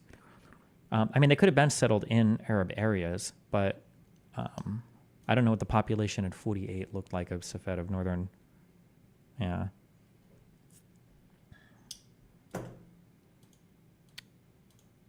Another interview of him speaking about it in more detail. Mr. Hadid, let's start with your own story, the story that your family passed down to you about the very early times of the occupation and actually where you were born. Can I get a quick VOD split? Sure. Stop recording. Start recording. I was born in Nazareth, Palestine, in 1948. I was born about 17, 18 feet from where Jesus was conceived. 2 years prior, my parents and a few other neighbors have gone down to the harbor saying that there are some refugees coming from Jewish families coming from Europe. Our house that we have... I just don't understand this story. I've never heard of this before. If there's anything of this being told ever, I would love to hear about this. So I'm just thinking of the attitudes of the people that at the time, right? In 1946, the Arabs and the Jews were both inflamed. Like, tensions were huge. The Jews had been fighting against the British because they were ass mad at the British. The Arabs had already lost their revolt. It was put down horribly by the end of 39.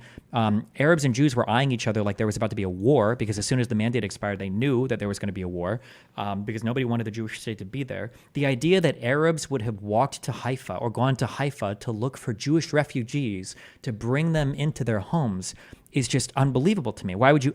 I don't see it fitting into this time period. I don't understand this at this time period. That doesn't make sense to me. Like, every Palestinian would have been super on edge, hating any Jew in the area, and Jews wouldn't have trusted any of the Palestinians coming in after all the violence from them, and then after the limitations on immigration from the British, and them trying to like prepare for what they saw as like an inevitable war.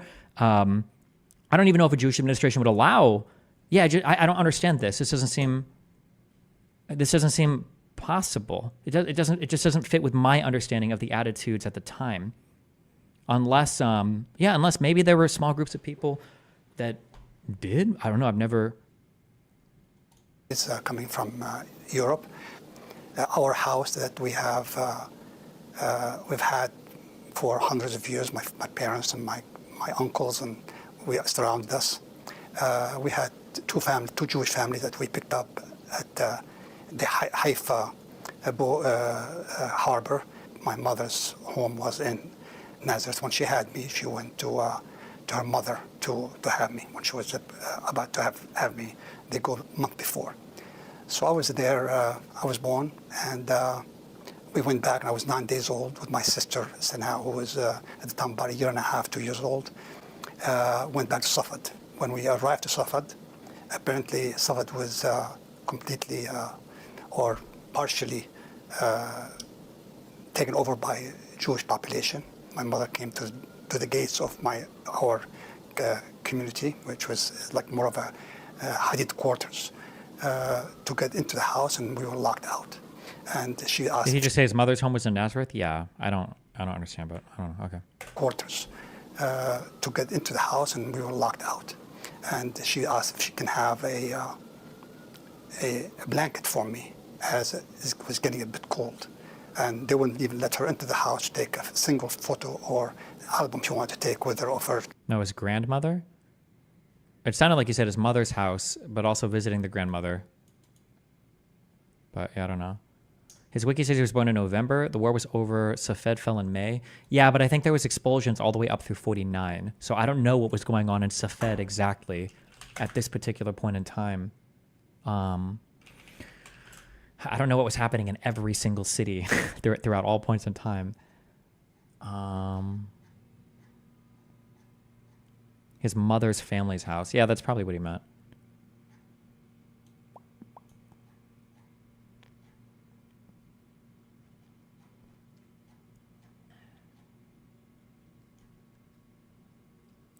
Okay, by 1948, the city was home to about 12,000 Arabs and 1,700 Jews.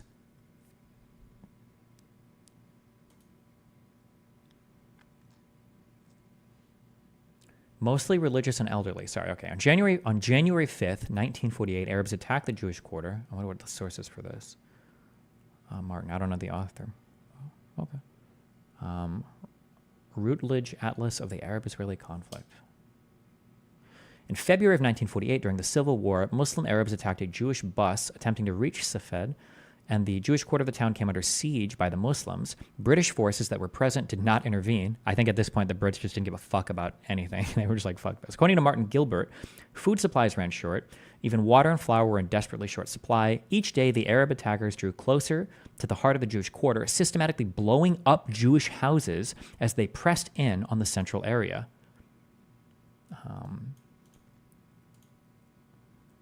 On April 16th, the same day that British forces evacuated Safed, this is all, now these are still months before his birthday, okay? So these are the Arabs that are welcoming in the Jews. The same day that British forces evacuated Safed, 200 local Arab militiamen, supported by over 200 Arab Liberation Army soldiers, tried to take over the city's Jewish quarter. They were repelled by the Jewish garrison, consisting of some 200 Haganah fighters, men and women, boosted by a Palmach platoon.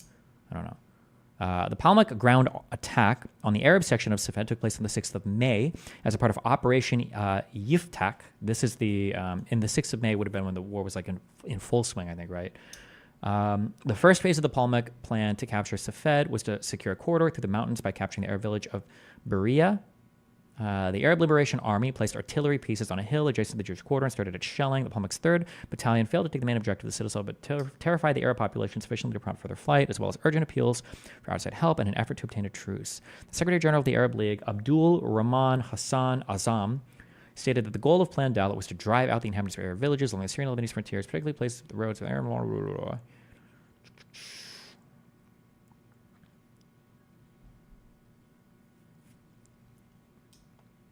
According to Gilbert, the Arabs of Safed began to leave, including the commander of the Arab forces, Adib Shishakli,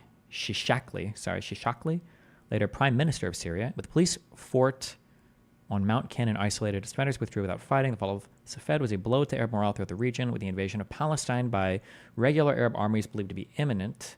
Once the British had finally left in 11 or 12 days' time, many Arabs felt that prudence dictated their departure until the Jews had been defeated and they could return to their homes. According to Abbasi, the exodus of the Arabs of Safed had 3 phases. The first was due to the departure of the British, compounded by the failure of an attack on the Jewish quarter and a disagreement between the Jordanian and Syrian commanders.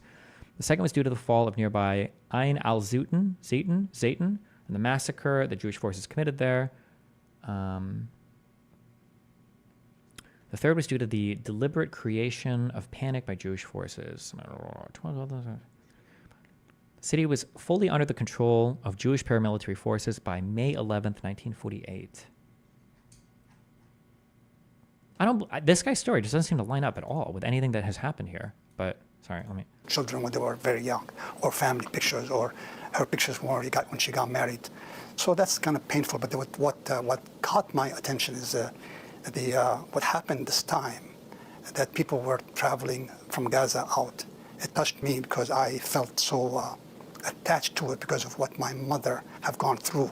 I didn't realize it because I was a child. I was a 9 days old child, but so I wasn't really, I didn't even understand what happened. I didn't even know how we got from Safed to the refugee camps in Syria and then on to, in our life, to Why do you keep saying this? Why do you retards keep saying this? To be fair, it does seem like it's just what he was told from his relatives. I don't know why you keep saying this. How many retards in my chat keep repeating this? Did you know, by the way, did you know that Hitler actually flew and shot laser beams out of his eyes? And he killed people that way in World War II. Did you know that? Did you know that? That really happened. That really happened. That really happened. If I were to tell you that 50 million times and you would say, why are you saying that? This is obviously not true. And I say, oh, my grandpa told me. Why? I don't know why you keep saying this retarded fucking thing of it seems like his parents said it. History books exist. Records exist. Other sources can be consulted. Just because somebody told you something doesn't mean it's fucking true, you fucking retard. Why do you keep saying this in my chat? I feel like I've seen this message 20 times. Jesus. To Damascus and so on. So this is when I saw that, it touched me deeply to see how difficult my mother had to go through to get me alive, to at least to a refugee camp. I think they were saying it because of the fact that he was lied to. Okay, he's not 9 years old. He's an adult. Your daughters, Bella and Gigi, they shared their opinion about what happens in Palestine on their social media. And they look sensitive on the matter as well. My kids always have followed their intuition when it comes to human torture, to human nature, what happens to the humans on Earth, from the disaster in Turkey to the famine. No shit, they're saying he's wrong but not malicious. What do you mean not malicious? He's using his story to galvanize support against a country. It's a politicized story. You better be right on the facts. What the fuck are you talking about? This particular story is being used to further a lie, okay? Not to choose sides or say one side was right or wrong, but it's being used to further the Palestinian lie that they welcomed Jews with open arms right up until the Nakba, and they magically got expelled for no fucking reason, okay? That's not true. That's a myth of history that some people are interested in spreading, and he's using what appears to be a fake story that is personal to him as evidence of that to further that narrative. That's bullshit. What do you mean? You don't get a free pass on any part of that for any reason. If he was saying this like a personal conversation or something, then sure, maybe. But like, if you're gonna use this story, like I don't know, like my family's fucking background like 100%. So I don't bring it up much. But if I was gonna start to use like my mom's background or my dad's background and say like, oh, this is why this and that and that and that, then yeah, of course you better believe I'm gonna go and I'm gonna verify 100% like if this is true, and I'm just gonna use it and weaponize it when I don't even know the actual facts of the matter. Unless there's some conclusive evidence his parents lied or the events couldn't have happened, how is he liable for it? Because a reading of history would tell you that it seems like that's not possible. If somebody tells you that like my mother, one of the saddest things about my birth was that my mother was carrying me running away from a Nazi soldier that shot and hit my father at the back of the skull and killed him as she was fleeing, the Nazi soldier. And it was tragic, and that's why I never saw my father. And by the way, I was born in like 1948. Like, what do you mean? What Nazis are shooting at you in 1948? This doesn't make sense. What are you talking about? The timelines matter. They're relevant. They're important. You can't just make up like things that happen that don't fit into time for what fits. In Africa and the homelessness in Southeast Asia, they have been involved in these things over the years, building schools through UNICEF and so on. So it's always been a humanitarian issue in their blood, nothing to do with just being Palestinian. Palestinian just happen to be that their blood is. They're half Palestinians and they feel very close to the Palestinian cause. They heard about my story. Do you or your daughters, because of your position in the Palestinian issue, get any criticism or blowback from your ideas or views? We get threats. We have, I get a lot of hate mail they actually published our phone numbers online, and we started getting hate phone calls and threats, from death threats to major attacks, and they lashed at us, and we had to change our numbers and so on. So it's very painful to see that from people who are the only people that took them. Couldn't both be true? Some areas of Palestinians accepted them while others rejected them. Knowing the truth of it will help us come to a better understanding. It depends on the timelines, my dude. Yeah, yes, that did happen, but I think that was mainly earlier on, and it depends on the city that you're talking about. The facts matter. If you like what you're saying doesn't make any sense. It's like things that make sense if you don't know what's being spoken about. Like when I played TV, when I played TVP, like the way that I would always counter it when the opponent was building a lot of immortals was I would make like marine hydralisks, and then I would go out and fight. And you're saying like, well, hydralisks do counter them, right? And like marines are built by Terrans, and like that makes sense, Steven. Like, why are you so upset about this? And it's like, because Terrans can't build hydralisks. What do you mean? It doesn't fit. It doesn't fit into the stories, right?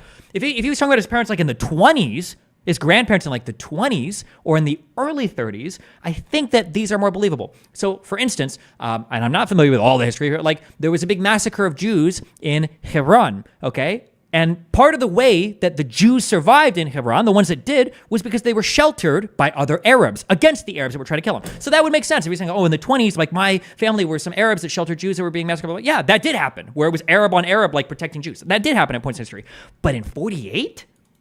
47, 48, mid-late 40s, you're past a point where the tensions between these two groups have like boiled over. I don't know why two Palestinians would go to Haifa to look for Jewish refugees and then take them back to their Arab city. Why would they want to do it? Why would the Palestinians in their city want them? Why would the Jews want to go with them? And why would the Jewish agency let them go? And why would the Jewish people in Israel or pre-Israel let them go? None of that makes sense to me.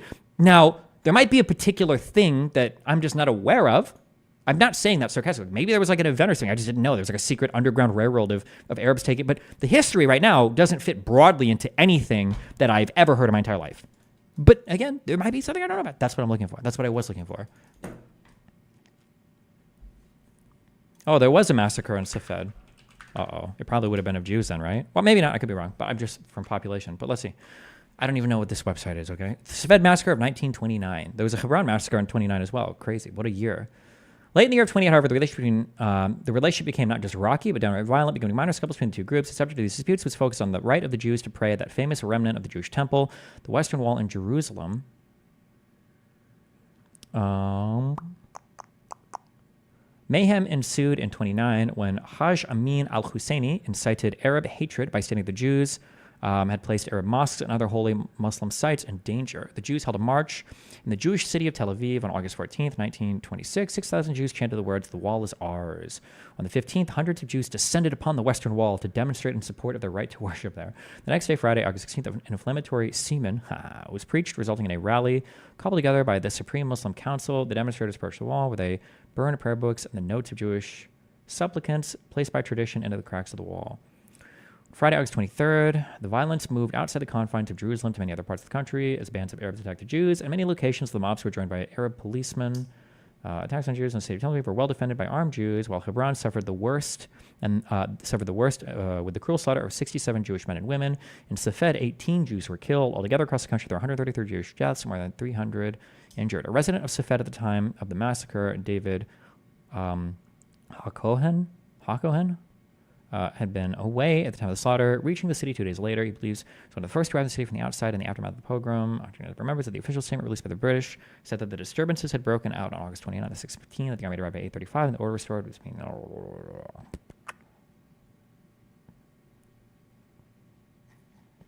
Okay.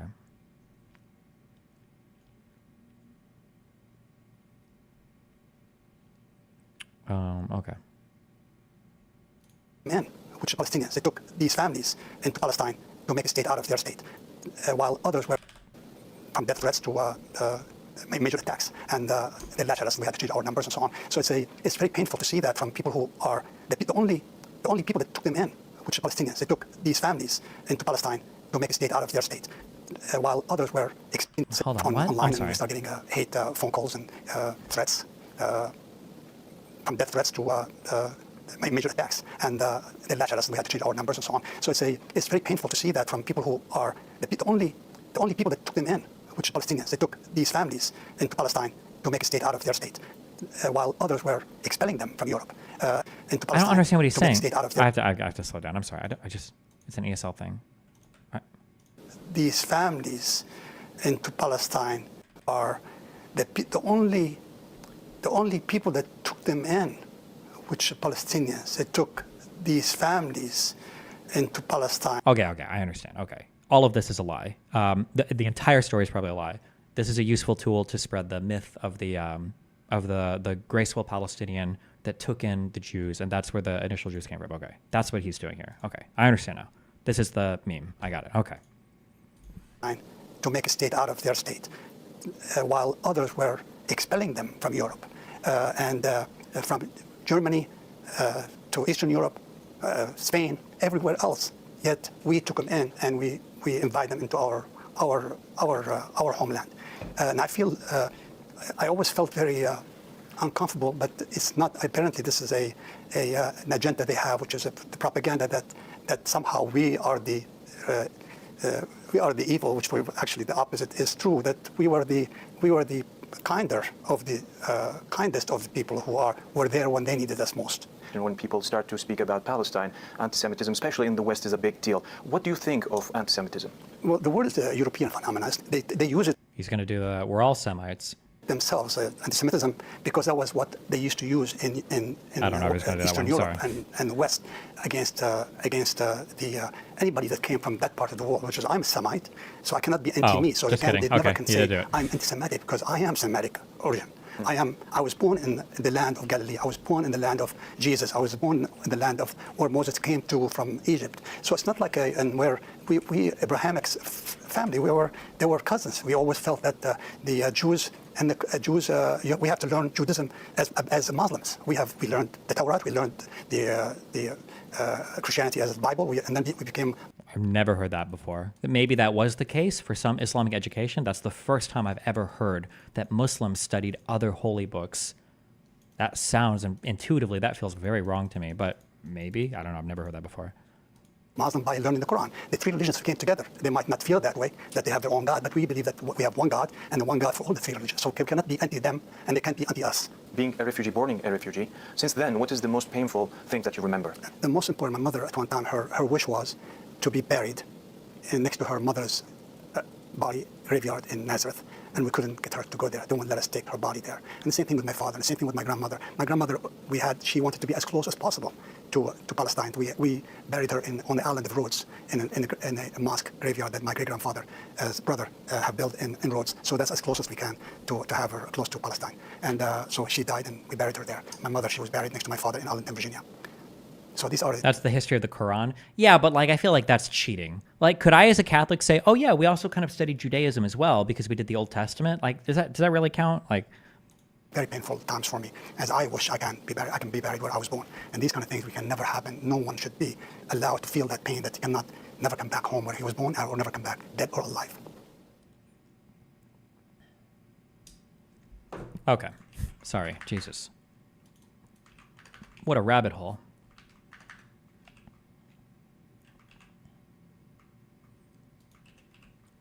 What is this? Blog.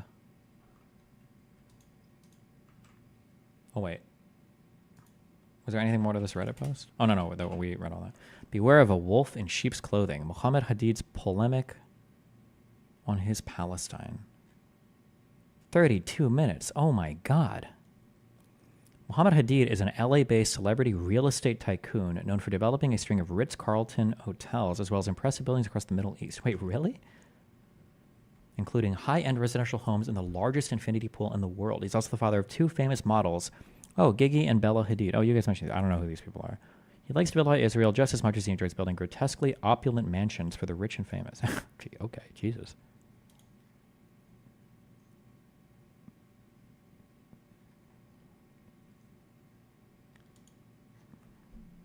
Okay. This lady sounds like a hater. But not to say that she's right or wrong, but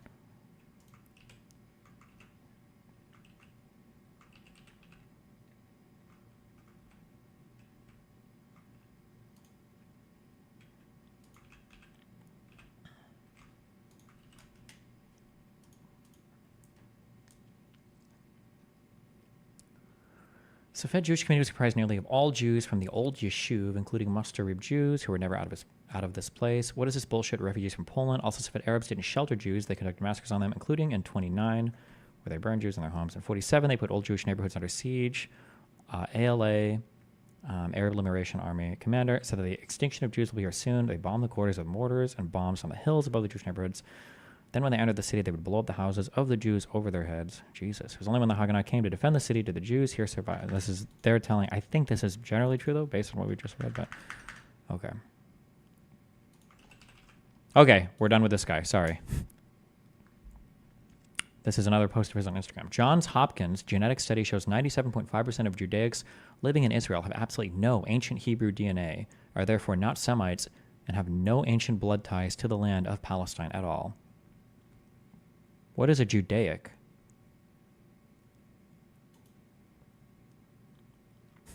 So wait, so then he doesn't believe that they're Semites like him. Jesus Christ. Okay, sorry. Anyway, so that's who. Cool. So that's who Candace Owens is talking to. Glad we could check that out real quick to get a story. Okay. My God. Sorry. 30-second break. But what I want to do and what I will do is you graduate from a college, I think you should get automatically as part of your diploma a green card to be able to stay in this country. And that includes junior colleges too. Anybody graduates from a college, you go in there for 2 years or 4 years. If you graduate or you get a doctorate degree from a college, you should be able to stay in this country. Folks. Holy fucking based? Yeah? It makes absolutely no sense, by the way, that we... Wait. What's going on here? Robot Biden? Folks, it makes absolutely no sense, by the way, that we send home 40,000 engineers and scientists who earn a PhD in our university every year, and we send them back home. We should be stapling a green card to each and every one of those degrees as they walk across the stage. Okay. Jesus, sorry.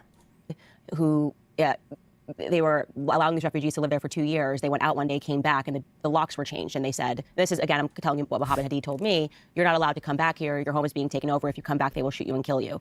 So I think some people are being motivated by what they perceive to be the historical injustice. Do you think that that's a fair assessment to say that some people aren't just looking at this as these are the Jews, or looking at this as these are people who took our homeland? And it's okay. Well, either of these guys have the historical context to question this story or know that this guy is full of shit. You can either know the general, that the story is sus, which is how I sussed it out, or you can know the specific. I guess some people know the guy specifically and know that the story is likely not true. Let's see. Here we go. It's not fair. Or do you think it's changed over the years? I think what's always fundamentally, not like there are marginal issues and there are fundamental issues, and I'm not denying that innocent Palestinians suffered as a result of all this. And I think, you could play a suffering Olympics all day long and keep going back and keep playing this game all day over atrocities that have been committed across the board throughout history. That's not unique to the foundations and formings of any state. But I think that as far as what's fundamental here. Okay. So neither, but his response is still okay. You can find a lot of tragic stories through history. They don't really justify anything for the modern day. But is not that there's this thirst and desire to create a Palestinian state, but rather to destroy the Jewish one. Dave? Okay, let me address a bunch of that stuff. So I think, look, when you say, okay, so like I'm a libertarian and I believe in freedom and government should, if it exists. Are you a libertarian? And you don't know what the nap is, my friend? When you say, okay, so like I'm a libertarian and I believe in freedom and government should, if it exists at all, only be there to protect property and natural rights. So, look, if you were to say, like, let's compare the United States of America to Saddam Hussein's Iraq, which society would I rather live in? Which society do I think is more moral? Which government, was less oppressive? Okay, obviously the answer is the United States of America, or at least to its own people. We're probably a lot more oppressive to other countries. But that's totally irrelevant to whether I'd have solidarity with George W. Bush and Dick Cheney. The question is, who's right in this conflict? Were you justified in invading and destroying and killing 1 million people there? And the answer is no. And so it doesn't matter. Like, it's just... Wait, I'm so sorry. I don't know what he's talking about. Who are the 1 million people invading and destroying and killing? Is he including people that were expelled? I'm guessing he's including people that were expelled, but the phrasing of that made it sound like destroying and killing. 2 out of 3 of those implied death. And destroying. Oh, wait. Or is he talking about Iraq? The million people for Iraq, I think, is also not a true number. But okay, he's still talking about Iraq. Okay. Killing 1 million people there? And the answer is no. And so it doesn't matter. Like, that, it's just totally irrelevant to the conflict. Now, it's not irrelevant to how you feel about the country as a whole. But if you're talking about the war in Iraq, I'm not going to go like, well, George W. Bush is not as brutal as Saddam Hussein, therefore I have some solidarity with him. It's like, no, he's destroying a nation of people. He has no right to do this. And by the way, he's also greatly degrading my country. Now, as far as the rest of your characterization of Israel... Remember, if you're ever confused as a person in Europe or any other part of the world, for America, we, for the last 80 years of our country, we were involved in 2 foreign policy events. It was Iraq and Afghanistan. That's literally it. That is the definition of all U.S. recent foreign policy and recent and medium recent history. That's everything, and everything we do in the future for at least another 20 years will basically be another Iraq and Afghanistan. That is the extent to everything we've been involved in. It's all of our foreign policy. All of it is just Iraq and Afghanistan. That's it. Before that, it was Vietnam. That's it. I think it's totally unfair and not in line with the history, and it's kind of circular reasoning. Like, you're like, well, but don't you... Israel's the good guy, so how come you don't support the good guy? Wouldn't you be more sympathetic to them because they're the good guy? It's like, well, no, but look, Israel is not a Western democracy. They're just not. And they don't get to play this card anymore. Israel took control of the West Bank and Gaza. Israel is absolutely a Western-style democracy. You can say that you don't like it for whatever reason, but if you look at the fact that they do elections, that they've got a representative parliamentary body, that they've got multiple parties, that they have some sort of guaranteed rights for their people, they don't have a constitution. But generally speaking, Israel is a Western-style democracy. Literally by definition, by founding of the state, and by the composition of how the state runs, it's a Western-style democracy. You can say there's corruption, you can say you don't like it for a variety of reasons, whatever, but to pretend that it's not, it's just it's such a virtue signal.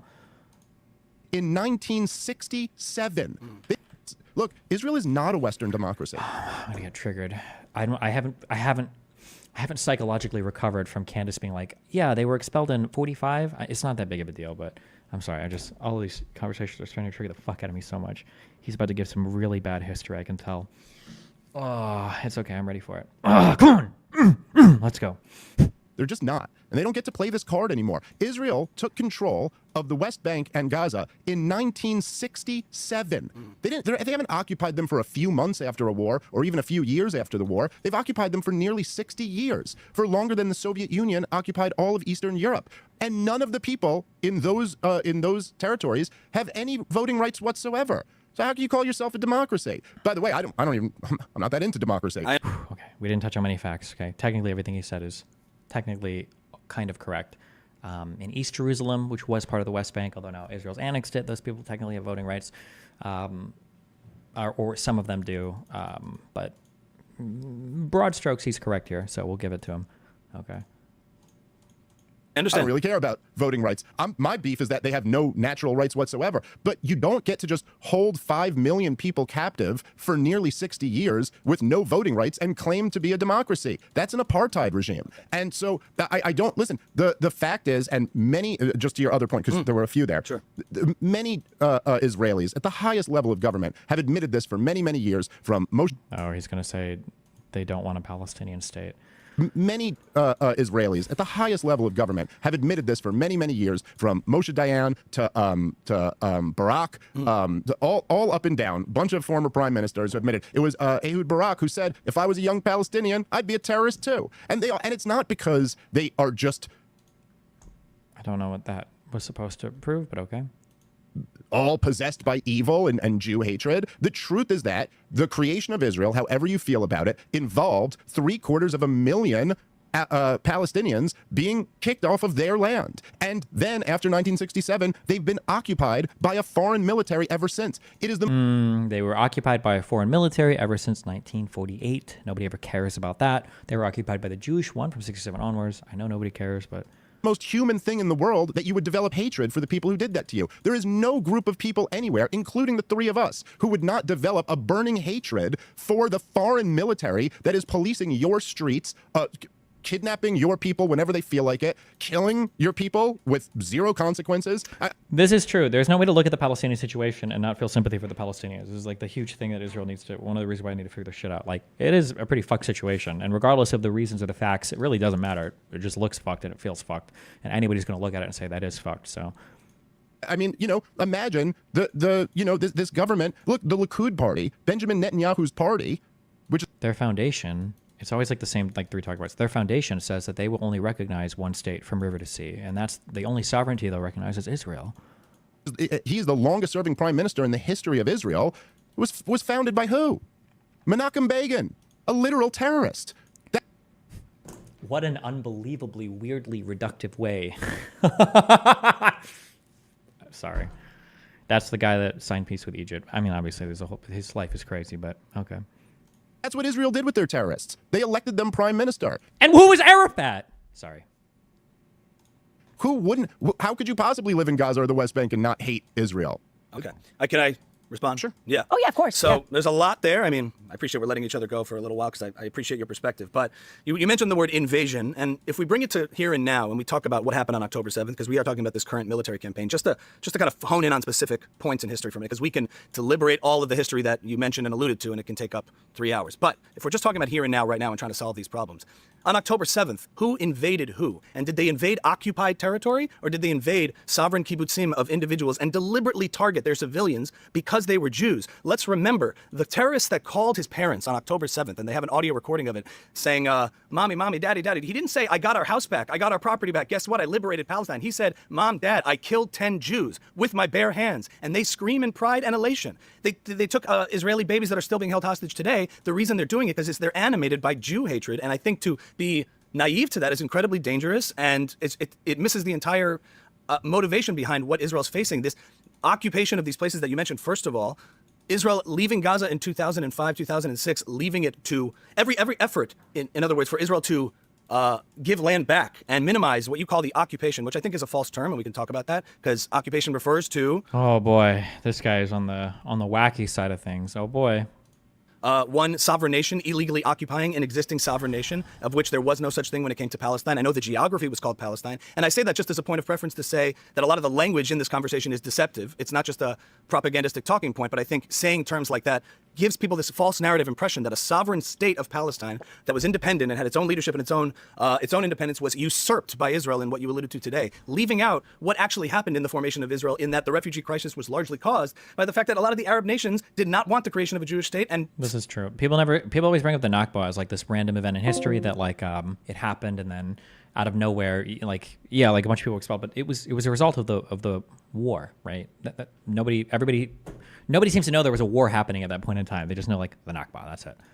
Sought to destroy it upon its formation. And so we can't just start the story in the middle. So fundamentally, you can say it's the occupation that's leading to all this terrorism. And I know you're not excusing the actions of the terrorists, as some people have tried to throw your way. I'm not saying you're saying that, but you're saying that there's a context here. And I would say, yeah, it didn't start on October 7th, but it didn't start in 67 or 48 either. There were massacres of Jews in the 20s in Hebron. There were massacres and tensions between these two people and hatred going on in the Islamic world going back to the beginning. If you go to protests today and you hear chants in Arabic, they're not saying two states side by side, liberation for the West Bank for a free state of Palestine alongside Israel. They're saying Khaybar, Khaybar, Yar Yahud. And what is that reference to? Khaybar, Khaybar, Yar Yahud? The Battle of Khaybar, in which Muhammad came across the Jews and he gave them a choice: convert to Islam or submit and become dhimmis and second-class citizens. And this is what's animated the entire region and the expulsion of Jews throughout all of the Arab countries in the Arab world. And so the need for a sense of Jewish safety in the region, I think, is super important and not to be discounted. And my fundamental point is that I do not think it's occupation that leads to terrorism. It's terrorism that leads to occupation. In other words, the only reason these things perpetuate is because Israel is continually attacked. And if you want the solution to stop, you have to have goodwill on the Palestinian side to commit to not wanting to kill the Jews in Israel and attack them.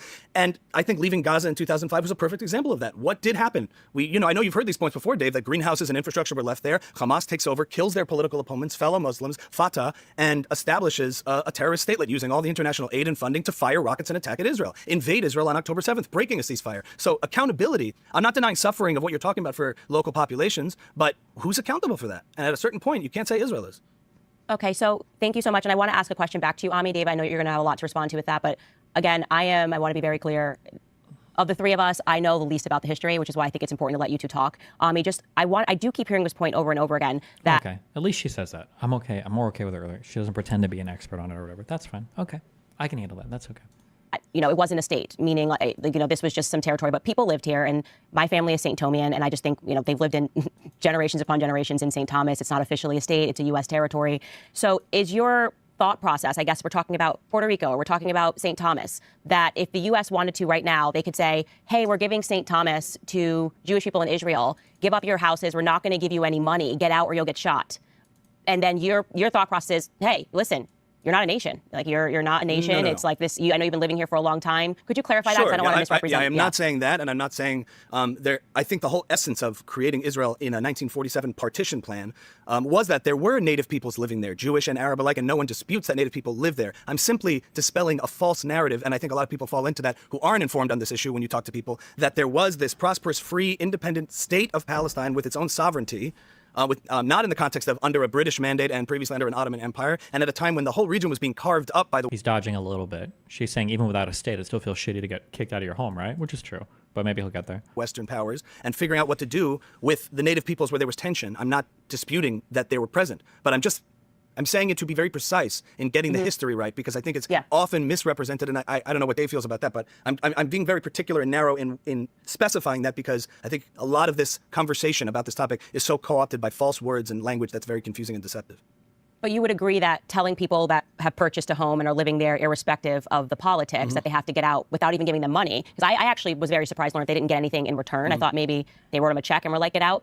I think we would all principally agree that first thing is wrong morally. Do you agree with that or not really? Yeah, I can understand that position, but I'm just saying at the time, the reason for a refugee crisis, and we can debate the history and our accounts of this, is that if you accept that there's also a Jewish legitimate claim to the ancestral homeland in Israel and a priority to create a Jewish safe haven for Jews, given what had happened to Jews historically in Nazi Germany and the Arab world, not at the expense. This is the worst argument ever. None of this matters.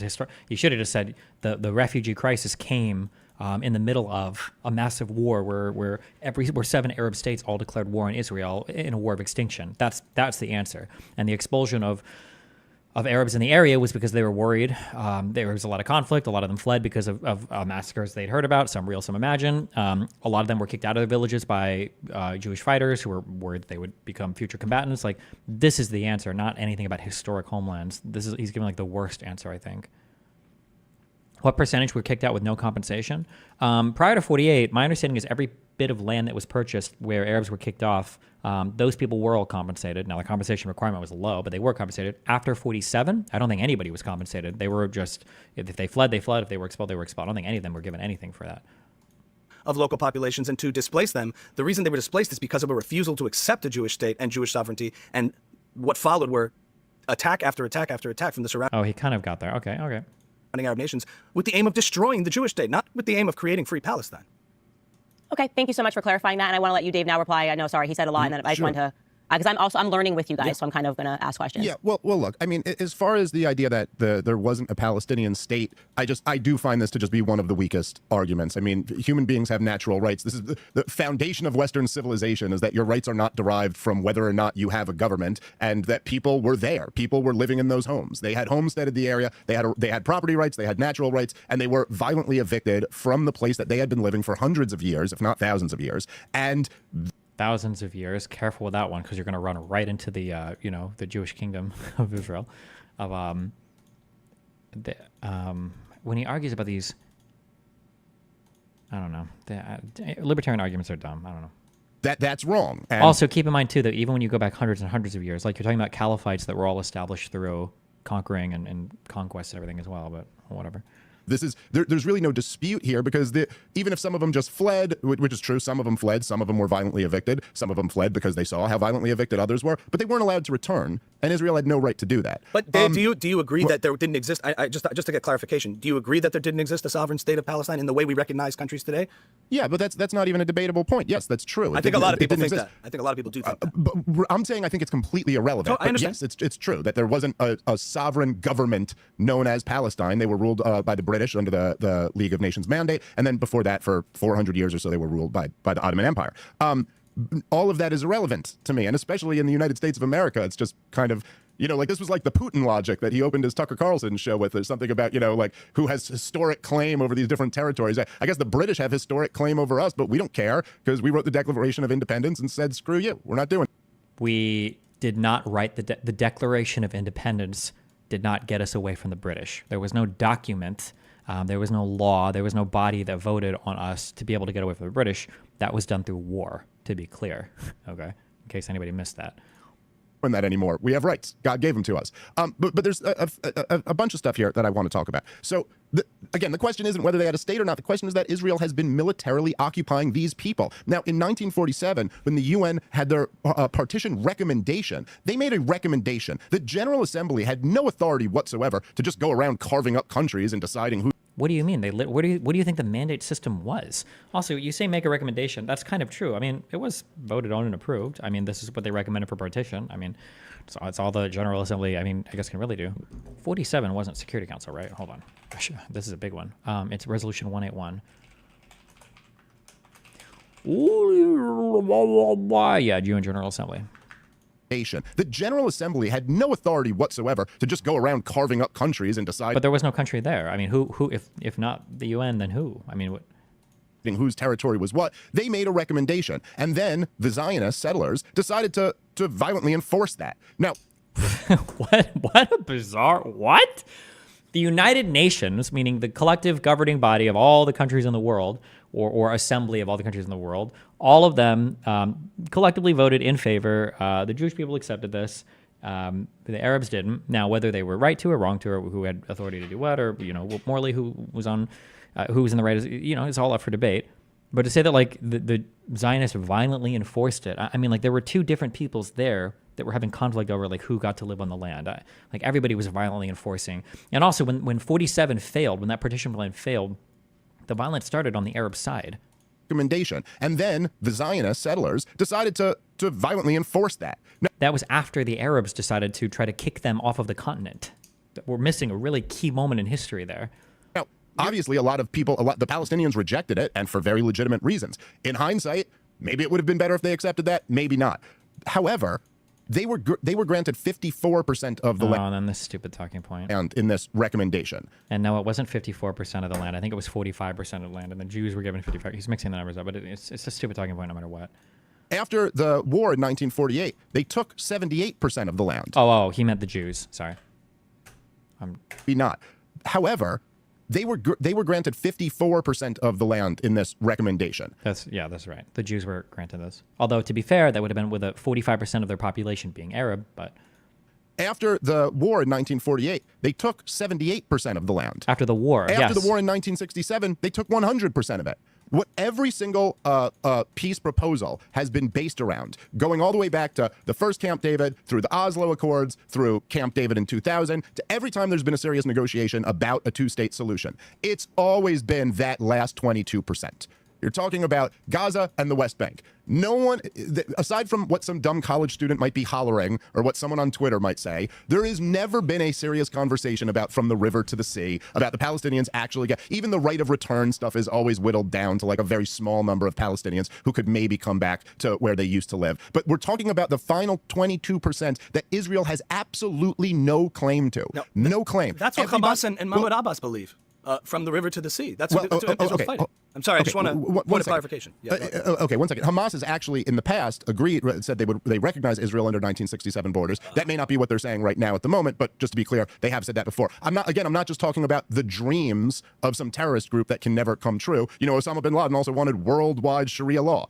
That wasn't probably going to happen, though, okay? So anyway, this is what's been going on in every single negotiation. The entire global community, including every single United States president of my lifetime, He's not going to say that their General Assembly resolutions matter when Resolution 181 and 47 didn't matter, is he? That Israel has no claim to that last 22%. It is not theirs. It's not theirs to give. It ought not be their decision whether the Palestinians get a state or not. It's not their territory. That's why they're the occupying force. Now, it's not really true, but it's more complicated than that. But I don't care. Ugh, how long? I'm done streaming 30 minutes. Now, I just want to mention, because this is something that I know the pro-Israel side always loves to brag about, that, well, we disengaged with Gaza in 2005. A little interesting note about that very rarely comes up, is that Benjamin Netanyahu resigned over the disengagement. This was in Sharon's government, and he resigned over it because he was so against it. So, by the way, the guy who's in there now, the longest-serving prime minister in Israeli history, resigned over this disengagement. Well, because it worked out so well, Dave, in the long run, to disengage? He resigned when they did it. Yeah. Why did I hold on? Who had to answer for voting in favor of disengagement? I feel like there's a politician. I feel like there's a right-wing one. I don't know who it was. Does anybody know who I'm thinking of? Or was it voting for something else? For disengagement, 2005.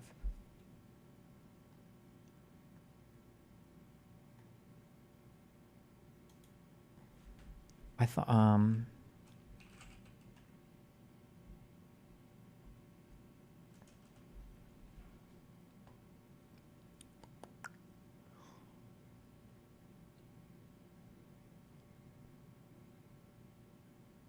oh, he did. Netanyahu. I'll just read this. Okay, sorry, because I'd heard that that Netanyahu had to answer for this. I think I heard this while I was in Israel. People talked about this domestic politics. An immediate consequence of Israel's disengagement from Gaza was Benjamin Netanyahu's August 7th resignation as finance minister, making a Likud party leadership challenge between him and Ariel Sharon virtually inevitable. What will be the impact of such a challenge on Sharon's policy in the post-disengagement period? And how would a Netanyahu challenge affect the chances of a split within the Likud, and perhaps a broader realignment of Israeli politics? Netanyahu's resignation and disengagement. Netanyahu resigned during the August 7th cabinet meeting, saying afterwards that he believed Gaza disengagement would create a base for terror, a policy with which he could no longer associate himself. He also opposed the unilateral nature of the withdrawal, saying reciprocity is better for Israel. Sharon charged Netanyahu with flip-flopping from his earlier support. Indeed, Netanyahu voted 4 times for disengagement, twice in the cabinet on June 6, 2004, and February 20, 2005, and twice in the Knesset on October 26, 2004, and February 16, 2005. He was absent on the Knesset in the vote held on July 20, 2005. I think Netanyahu supported it up through when it happened, right? Am I wrong on that? Because I thought that was something that Netanyahu would get challenged with, was his initial support for the disengagement and his voting for it. Am I wrong on that? Because somebody, is there?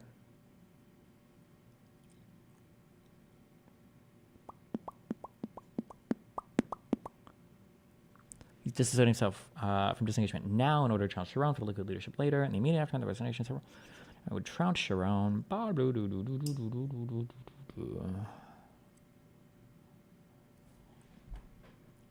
Okay. I don't think Sharon ever voted against, or I'm sorry, I don't think Netanyahu ever voted against disengagement. He didn't like it afterwards. But it was like a political issue between him and Sharon.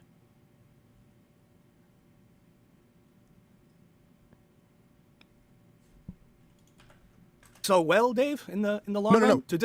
Is that Benjamin, what always loves to brag about that. Well, we disengaged with Gaza in 2005. A little interesting note about that very rarely comes up is that Benjamin Netanyahu resigned over the disengagement. This was in Sharon's government, and he resigned over it because he was so against it. So, by the way, the guy who's in there now, the longest-serving prime minister in Israeli history, resigned over this disengagement. Well, does it work? Yeah, but it was probably, one was to challenge Sharon's leadership, and 2 was in response to the unilateral nature in which it occurred, and that the results afterwards, I don't think were very good.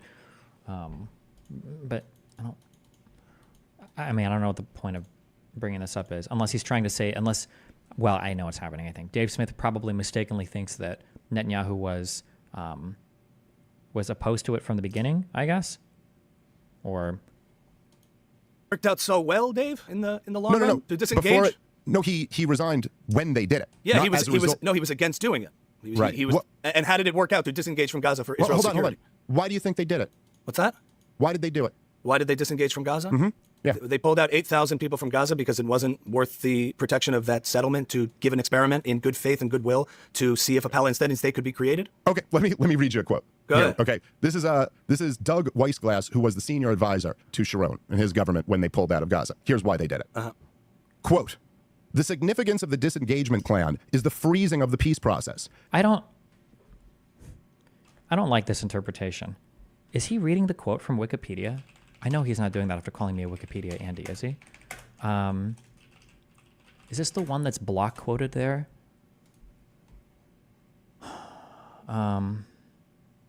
It is.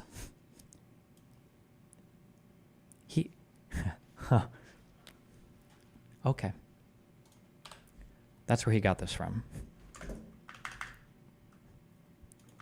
Quote, The significance of the disengagement plan is the freezing of the peace process. And when you freeze that process, you prevent the establishment of a Palestinian state. And you prevent a discussion on the refugees, the borders, Jerusalem. Effectively, the whole package called the Palestinian state, with all that it entails, has been removed indefinitely from our agenda. And all of this with authority and permission, all with a presidential blessing and the ratification of both houses of Congress. Of course, he's speaking about our government, not the Israeli government. I continue with the quote. The disengagement is actually formaldehyde. It supplies the amount of formaldehyde that is necessary so that there will not be a political process with the Palestinians. The disengagement plan makes it possible for Israel to part conveniently in an... Oh, you got more of the second part of the quote, I guess.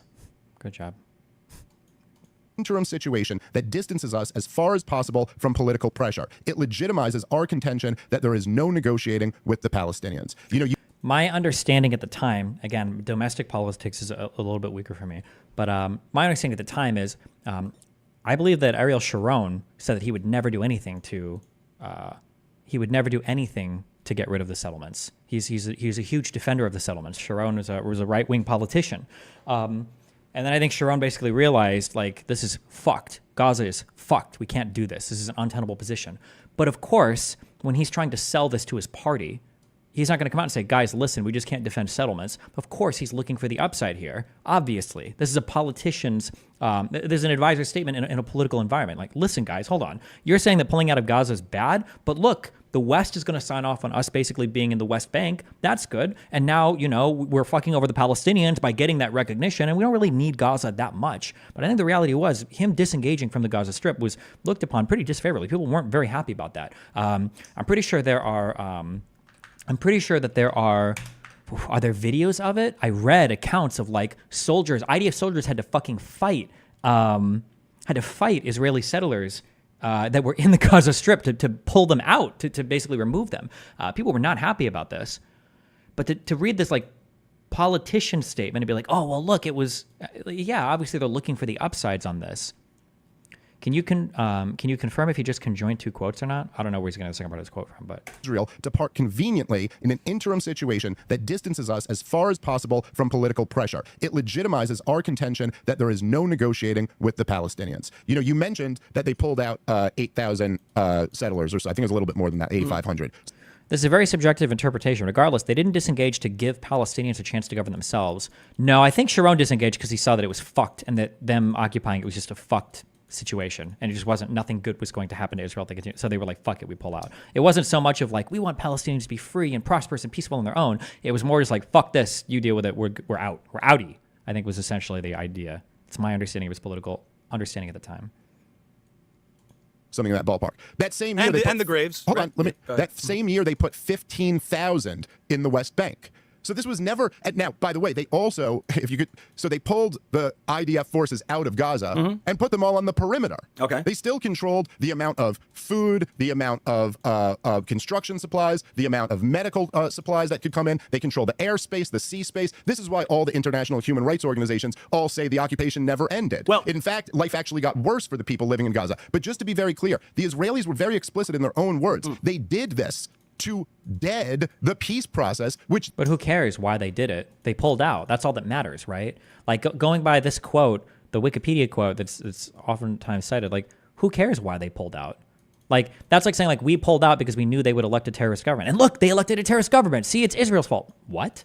Like, nothing forced anything to happen. Nothing forced, like, Hamas to take over after the disengagement. Like, they had agreed to see through, because the Americans, as well as the entire global community, was like, you got to stop eventually. Well, okay. You can't just occupy these people forever. You just did something inadvertently I can't let you get away with when you read me a quote of one person and then said, the Israelis did this. There were a lot of people that were for the disengagement because they genuinely believed that if we cede land to the Palestinians to give their own right to attempt to self-determine and form a state, then we will get more peace. And every attempt Israel has made to do that has led to more bloodshed and terrorism against Israel following Oslo Accords, Second Intifada. And as we've seen now, what happened in the last 18 years in Gaza, you cannot blame Israel Wait. Yeah, I didn't interrupt. You cannot blame Israel. You did, but okay, keep going. Once. I give you one. I'll give you one. You cannot blame Israel for a culture that is bred within Gaza, raising children every day in kindergarten, as young as kindergarten, that they should aspire to become shaheeds and martyrs, and they should live the day that they can go into an Israeli cafe in Tel Aviv and blow themselves up. That is what they've been doing. That you cannot blame Israel for all the international aid that's come into Gaza, that instead of being used to invest in infrastructure and build up a prosperous state alongside Israel, instead we're investing in terrorist tunnels, terrorist activities, and destroying. The motivation to why they pulled out was to create harsher conditions in the area, you clown. How? How would it create harsher conditions in the area? What are you talking about? Why would Israel pulling out of the Gaza Strip create harsher conditions? Nobody forces all the money to go to tunnels. Nobody forces Hamas to, invest everything in shooting rockets at Israel all day. No external force is happening there. No external pressure is causing that to happen. Any chance of an actual free, prosperous society. You can't blame Israel for wanting to secure its border. And you can understand why they would be cautious when pulling out of Gaza. And look. Regarding 2005 withdrawal, check this out at 37 minutes. What is this? Oh, a video. Gershon gives the order and the troops go in.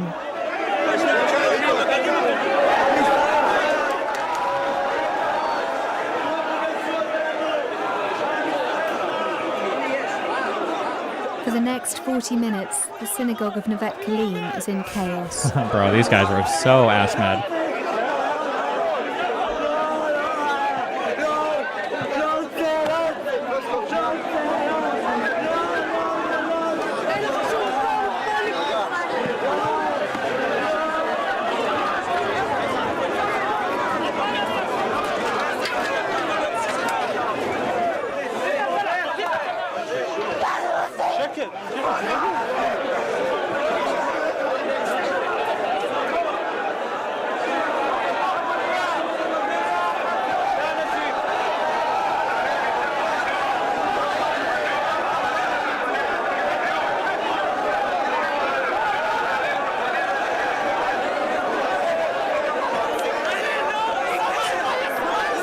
Jesus.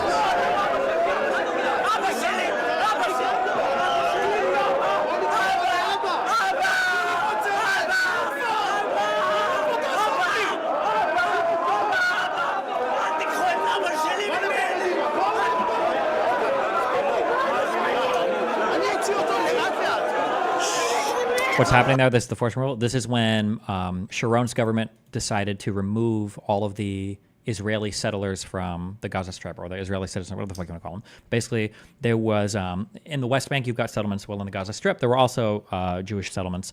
And Sharon was like, fuck this, and decided to just wipe them because he's like, this is fucked. And it's fucking us over, and we got to get the fuck out of here. I think Sharon might have also wanted to remove the West Bank settlements too, but there's no way he would have had support for that. Because I think Sharon saw the settlements as like the destruction of Israel. That it's untenable. The demographics are impossible to shore up, and it's just going to destroy the country, which maybe correct on. The majority of the protesters are under 18. Their last stand highlights the existence of a new generation of passionate young believers in the settler ideal. When did the settlements in Gaza resume? They haven't. Since they were pulled out.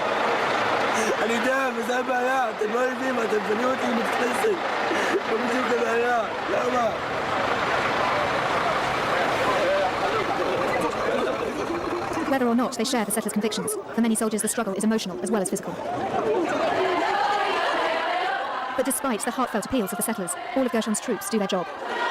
I think that the synagogue was the hardest thing. We hug with them and cry with them, but I felt that it's right. It's right to do it like this, and not to come and to do it without emotion. I wanted to cry. I wanted to feel the pain. I wanted the world to see that it's not easy to give up pieces from Israel.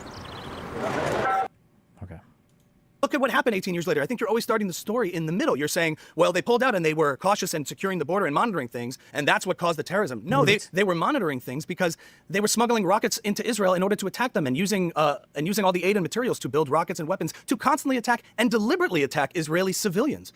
Every rocket fired at Israel is indiscriminate and with the intention of killing Israelis and maximizing civilian casualties. And so I think there's like this moral equivalency that's being done is really disturbing to me in the sense that Israel is not doing those things, even though there's a disproportionate in terms of the numbers. We can specify, we can get into those details. But the point is, the disengagement. There may have been politicians who said, "Oh, this will cause this will do this. We can benefit from this in such and such way." But you're taking all the agency away from the actual terrorist regimes that took over and sought to destroy Israel, as explicitly stated in their charter. How can Israel be called the one who's... Was Sharon's decision a good one in hindsight? Absolutely it was. It was a good decision. Regardless of what Israelis think, it was a good decision. The only bad part about the decision was he didn't get to pull out of the West Bank too. He should have been full GigaChat, and he should have axed all of the deep settlements, your Ariels or whatever, all that shit. He should have axed the deep settlements. He should have fucking he should have unilaterally like annexed the big blocks. Maybe East Jerusalem if you really want to be a fucking dick, and then fucking abandon every other fucking settler in the West Bank. That's what he should have done. He should have said, fuck it. We're out. Good luck. International community can figure it out, and been done. Doesn't have the moral high ground here when they're fighting against regimes that took over with the... That quote wasn't Netanyahu. It was Dov Weisglass. Yeah, I know. We read that from him. Did he say it was from Netanyahu? I don't think he said it was. He said it was from Weisglass. Explicit goal of wiping out Israel and all of the Jews. I don't care what they said something in 67 is some kind of tactic to try to get more pressure off of them, but they benefit from this kind of apologist for what they're doing. I think for saying that it's all Israel. It's all Israel's responsibility. This occupation is perpetuated simply because of Israel. It's perpetuated because of Israeli security needs. That's why it's perpetuated. Okay, you're doing a lot of arguing with straw men here and not anything that I actually said. So number one, I didn't pick a quote from some random Israeli. I picked a quote from Sharon's senior advisor explaining why they embarked on the policy that they did. He didn't say, this is what I like about the disengagement plan. He said, this is the purpose of the disengagement plan. I'm sorry, if you had, I don't know, Paul Wolfowitz on record telling you this is why the George W. Bush administration did something, that's not the same thing as just like some guy in Kansas said it. I didn't just pick some random Israeli. I picked a senior member of the government as they were doing this, telling you what the policy was about. And in terms of this, like, a lot of these are like the buzzwords that I hear in these debates. Moral equivalency. I never said they were the same. In fact, I think Israel's done much worse to the Palestinians than the Palestinians have done to the Israelis. So I'm not saying they're the same at all. And in terms of well, you can react. It's kind of an objective fact. But look, intention. What's it? Like, it doesn't really matter why they disengage, though. Who cares what the motivation is? Like, how does that dictate what the Palestinian action should be? Israel's done much worse to the Palestinians than the Palestinians have done to the Israelis. So I'm not saying they're the same. Oh, he's just going to go by kill count. He's going to go by body count. That's it. Same at all. And in terms of well, you can react. It's kind of an objective fact. But look, intention when evaluating morality matters a ton. I mean, if I'm driving, but you're just assuming what the intention is. I'm reading you their words of what their intentions are. But Dave, if I'm driving in my car and I accidentally lose control of the car, the brakes go out and I kill 10 people. Versus if I'm driving my car and I see one person and I deliberately run over them, the latter case is a much worse human being deserving of condemnation, even though in the first case more people died. And I think people look at numbers and they say Israel must be the bad guy here because of but this is so disanalogous. I mean, like, yes, obviously there's a difference between vehicular manslaughter and first-degree murder. However, and self-defense and murder, I would say, is a and self-defense. Listen, this is all the stuff. It's like, look, self-defense. Just to be very clear about this here, okay, to break down kind of these terms. If somebody broke into my house and points a gun at me, and I shoot and kill that person, I can say, hey, I acted in self-defense. This guy was threatening me. Right. Nobody would argue if an IDF soldier shot one of the Hamas militants on October 7th in Israel. No one would be sitting here going like, oh my God, how could Israel do that? That would be legit self-defense. Don't say nobody, but now, hold on. Let me just finish my point here. Now, if nobody, I think, is pretty fair on that, but whatever. Anyway, if someone broke into my house, kills a family member of mine, and then runs out into the world, and I go, I got to go get that guy because of I have to defend myself. Now, that I might have a right to go get that guy, but that's not self-defense. That's not what self-defense is. That would be justice. That would be revenge. What if he keeps firing at you? Yeah, let me just finish my point, okay? Because you just told me to not interrupt you. So what we're talking about now, even if you're just talking about Israel going and getting the people responsible for October 7th, that's not self-defense. You can call it justice, you can call it revenge, but it's something else. Now, if that person who just came over in my house and killed one of my family members goes back to his house, and I know that his kids, his wife, his aunt, his grandma are all in there, and I say, I'm going to blow up the house and kill all of them because I want to get that one guy who came over here and killed somebody, I have committed not vehicular manslaughter, but murder in the first degree. Cold-blooded murder, okay? So I'm just saying... It's just weird to use, like, murder in the like legal terms when, like, there's international ways to understand. Like, we have laws around conflict we can use to understand these actions, but, I mean, we can also meme it up, I guess, if we want. I know things are a little bit different when we're talking about different countries, even though Gaza is not exactly a country. But I'm just saying, invoking self-defense to justify what is actually murder in the first degree is just pure trickery. Like, that's not a real comment on what's going on. I think You're it not is. dealing I can with explain anyone's real objection. Okay, go ahead. Yeah. I would say you're stopping the continuation of things. It's not just going into the house. And this really boils down to, a lot of this conversation boils down to the morality of war to begin with, because it's not just a bunch of random individuals fighting. We have governments that have a responsibility to seek out justice and defend their citizens. And I would say it's not just somebody committing a violent act against you, but threatening to do so over and over again. And under that duress, a threat of violence is just as justified to defend yourself as actual violence in real time. Would you agree to that? No, not necessarily. If I put a gun up and I say, I'm going to shoot you, and I'm going to keep doing it, you have a right to defend yourself. Right, but if a homeless guy on the street goes, I'm going to kill you and your whole family, and I just murder that guy, you'd be like, no, that's not justified. Just This argument works on October 6th. Like, oh, well, they can't do anything. Look at the Iron Dome. But I mean, like, afterwards, there's a whole bunch of people in Israel that were saying, like, oh my God, these Palestinians are going to fucking kill us. There's going to be some crazy shit.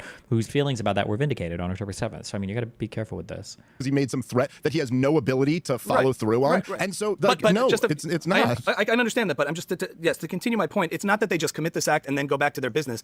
If they stay in that family's house, outfit the windows of that house so that they can successfully shoot RPGs at soldiers trying to do special operations and trying to gather intelligence, and they use these houses and create military installations out of these homes, then you do have the right to that. Why do we have to, can we just like talk about what's happening? Why do we even need the analogy at this point? Like, Jesus. Self-defense. Wow, Brian, thanks for the 10 gifted memberships.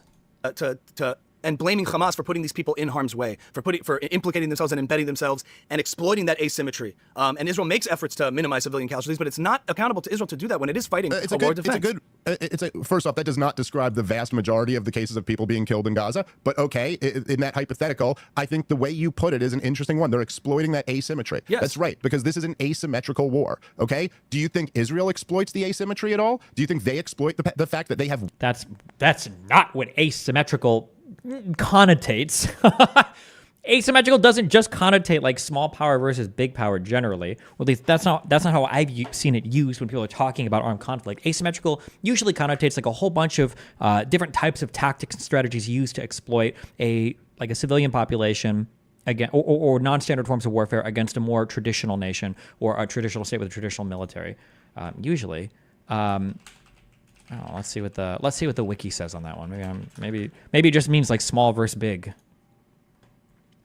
Asymmetric warfare is a type of war between belligerents whose relative military power strategy or tactics differ significantly. This type of warfare often not necessarily involves insurgents or resistant movement militias who may have the status of unlawful combatants against a standing army.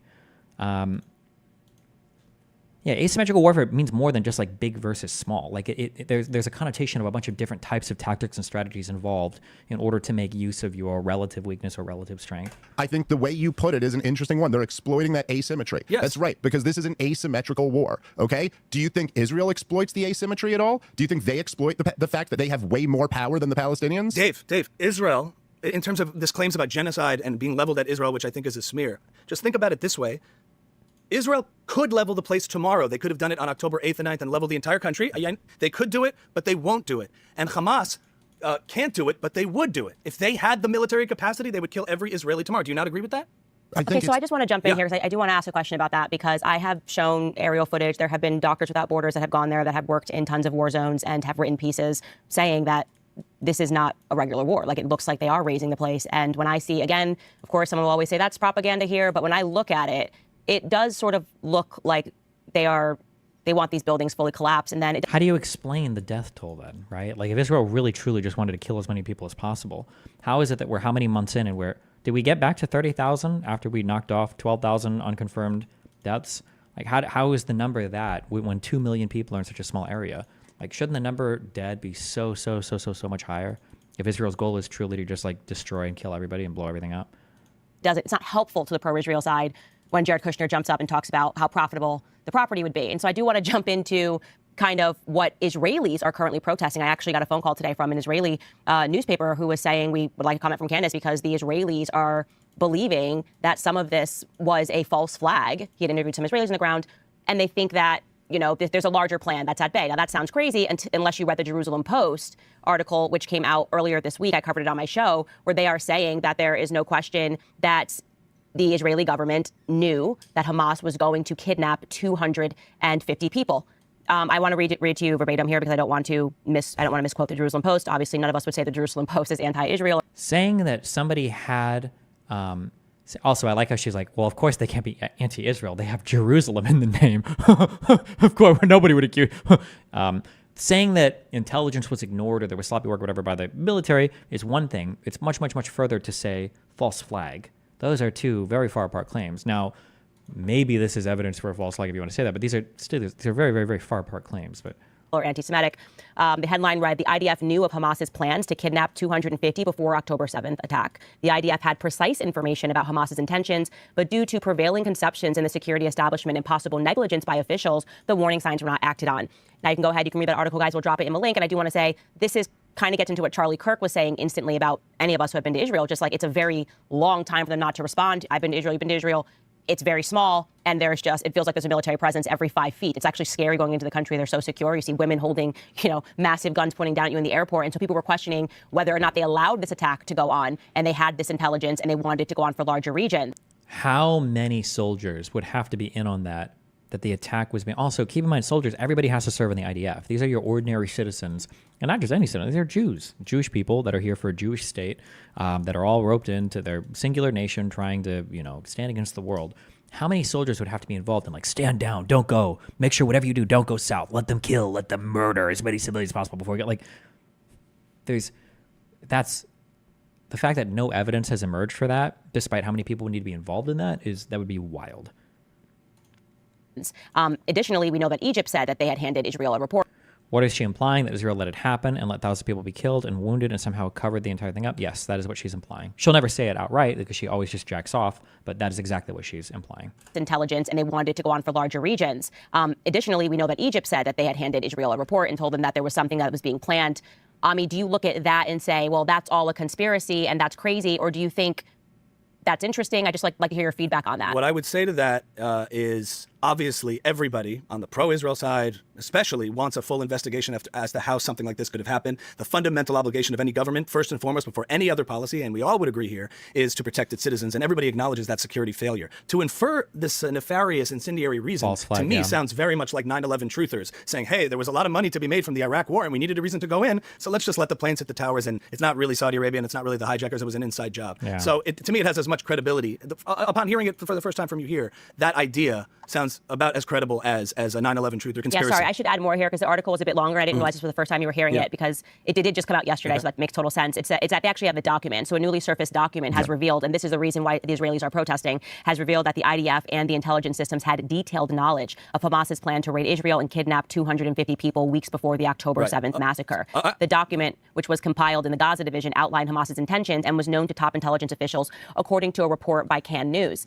And then it goes into further detail. So I think, and by the way, quite ironically, 9/11, there were a lot of questions as well. USS Liberty, and she just throws every fucking conspiracy. The USS Liberty was, I think it was an American recon ship or research vessel or some shit that got attacked in the Mediterranean in the Six-Day War. And Nazis like Nick will tell you that the USS Liberty was attacked. What is the Nazi conspiracy theory? That it was attacked intentionally to draw the U.S. into the war or something? Or I don't even know but it's some thing like that. I don't know why she would even bring this up. I don't know how that just slipped out of her mouth. She just randomly started conspiracy shitting. Quite ironically, 9/11, there were a lot of questions as well. USS Liberty, and I just so you know where I stand on this, I do not think that false flag attacks are impossible. In fact, I know they're not impossible because of the CIA declassified documents pertaining to Operation Northwoods. Northwoods, yeah. It's like every meme. It's every single meme. JFK's refusal to allow them to stage a false flag attack of the CIA on American soil to go to war with Cuba. Oh shit!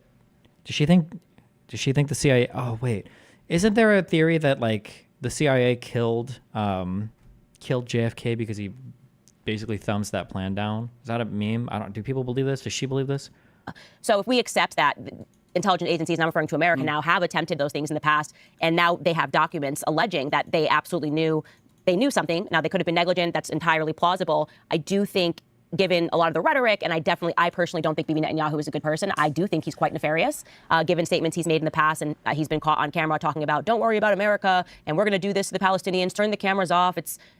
I just don't see him as a good guy, and I think that that's what a lot of people are questioning. Why do Jewish Americans feel they have to defend this guy simply because he's the leader of Israel. There are always bad leaders. I wouldn't defend Joe Biden against crazy stuff. Understood. You know what And I think it's important to make those distinctions. I would simply say that, someone I think we all like, Thomas Sowell is always asking when you're evaluating things, compared to what? It's not like I can stand by everything Bibi Netanyahu said or would defend him, and not everyone should, but compared to what? When we're looking at the situation, the leadership of the opponents and the enemies of Israel have said far, far, far worse, more disgusting, more genocidal things than I think anyone in Israel has ever said. And it's evidenced by the fact that you don't see the same kinds of.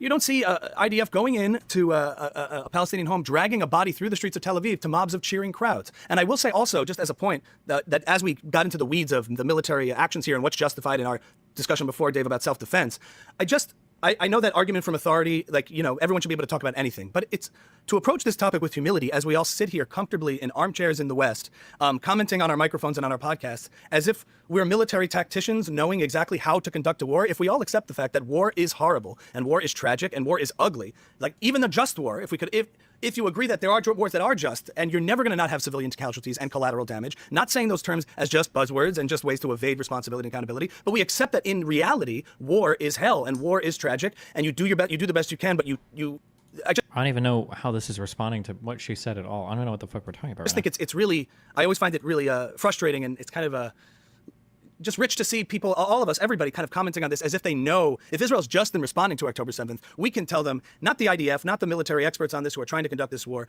we know best how they should do it. And what that manifests in ultimately is, soldiers 19 and 20-year-old Israeli soldiers sitting in a booby-trapped building in Gaza waiting to be killed because the rules of engagement in Israel are so strict and they have to go through so many channels before they actually execute operations. And then we get reports back of dead soldiers who were blown up, who were killed because they couldn't execute properly, effectively, because they were restricted by rules of engagement that Israel imposes upon itself. You would never hear that from the Hamas side. You would never hear the Hamas issuing an apology for a rocket that landed in the wrong place, or Hamas getting up and saying, we're launching an investigation to find out what went wrong here. And Dave, I know you're not defending that, and I'm not trying to just make points past you. I'm pointing out that to me, it's a point of confusion as to why not more people see it that way. If you only look at things from one side's perspective, and of course that is the more powerful, the more wealthy, the ones who are doing more of the killing. If you just look at it from their perspective, that's true. You could just as easily say, hey, we're all sitting here in America talking to our microphones. What do you know what it's like to be lived in a blockaded, occupied territory where you just got to accept that your grandmother was just, killed in some drone strike, or that your kids just got their limbs blown off? Maybe you got to join Hamas. What do you know about the rules of engagement? Maybe you got to go over there and kill whoever you can. I mean, you could play this on either side. Let me just say a few things because there's just been a lot here. So number one, I did read this piece in the Jerusalem Post, and I will say I'm not a conspiracy theorist on this. I think that the most likely explanation, although I'm not ruling anything out, there's definitely is Israeli hubris, and there's precedent for it. No question. There were wild, exaggerated claims made about October 7th that were just not true and were not founded. The atrocities were horrific enough. There was really no need. Oh, he's one of the doesn't believe in the rape thing, probably. Sounds like it. For it. Or is he just going to say just the 40 beheaded babies? I wonder if he'll specify what he means by that. October 7th that were just not true and were not founded. The atrocities were horrific enough. There was really no need for it, but there were a lot of claims that were made that just turned out to not be true at all. There is no question that Benjamin Netanyahu is desperate to keep this war going as long as he can, because whenever the music runs out, he's the longest serving prime minister in Israeli history, and his entire doctrine was, I'm going to do this and thwart a Palestinian state so that we can protect our people, and it culminated in October 7th. So I wouldn't say... I don't think that's his entire doctrine. I don't know if anybody in Israel even believes what he just said. I thought the big meme was that he's trying to keep the war going to head off his corruption cases that are being investigated that actually look pretty bad. The ones where he was like, basically... Fuck, what were there were like publications where he was getting like stories killed, like negative stories about him killed. They were like pretty big meme investigations. Big meme, not like meme like they weren't serious. I thought that was the general feeling from like an average Israeli. Not that he's trying to destroy the Palestinians, but he's trying to save his own future legally and avoid prison, basically. Maybe, I don't know, maybe I didn't talk to everybody. So that we can protect our people, and it culminated in October 7th. So I wouldn't say nobody doesn't want a real investigation of October 7th, but there's a reason why we haven't had that yet. But I don't know if... The October 7th thing is always going to be fucked. He did run as a security candidate, too, and that there's no way to come back from October 7th. You fucked up. Clearly, you fucked up. Clearly, you got super fucked up. There's no way you ever come back from that. Any of you guys ever heard... In fact, I think I might have brought this up when I was on your old show, Candace, with my first and I'm guessing last appearance on a Daily Wire show. But I made this point that there's a hot mic or like a secret recording of John Kerry that you can listen to from back when he was Secretary of State. And he was talking about the rise of ISIS in Syria, which, of course, for people who know about this, the Obama administration had a brilliant plan of arming all of the anti-Assad rebels to have another regime change there in Syria. And this is why ISIS was driving around in Toyota trucks as they were. Wait, hold on, I'm trying to remember. It's been a long time. Did ISIS get weapons from any U.S.-backed things? I thought that when the U.S. was trying to ship weapons through Syria, which I think we did, I think we were generally trying to arm the anti-Assad people that were aligned with the FSA, the Free Syrian Army. I don't remember any stories of the U.S. arming ISIS. I thought we were trying to arm, there were a lot of groups. There were a lot of groups that were opposing Assad. I wonder if it's listed on Wikipedia. If you look like Syrian Civil War Wikipedia, if it shows you the breakdown of...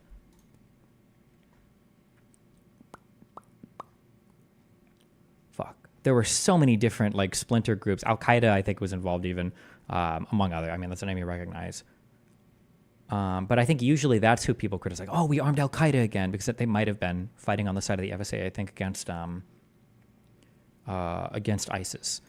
If you wanted to say the U.S. armed ISIS, then I think that the argument there was usually stuff that was abandoned in Iraq, that the Iraqi army wasn't trained well enough, and that when Baghdadi, I think, went over to Iraq and started to recruit there, they were able to procure a bunch of older U.S. weapons. But the idea that we had the bright idea to arm ISIS, I've never heard that before, ever. Could be true, and I didn't read as much back then, but I've never heard that claim ever. Never saw that in any of my reading, any of my research ever at all.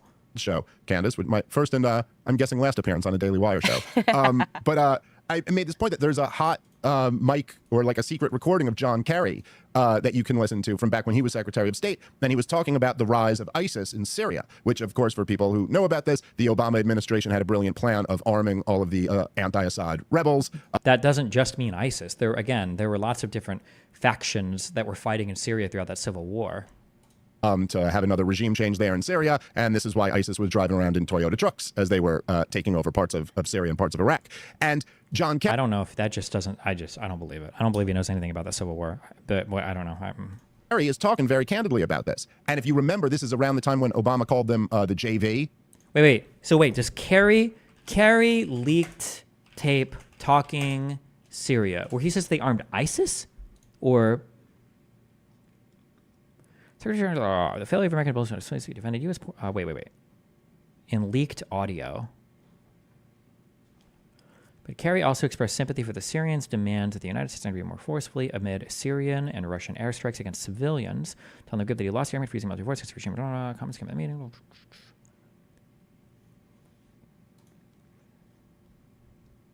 Cody Connors. Wait, why do I know that name?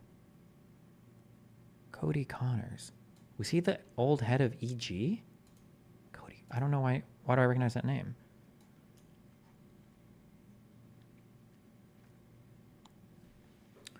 He got banned because he got caught sexting a minor in the then existing Twitch Whispers product. He was trying to meet up with her at TwitchCon. The powers that be could read in plain text. Huh. That sounds,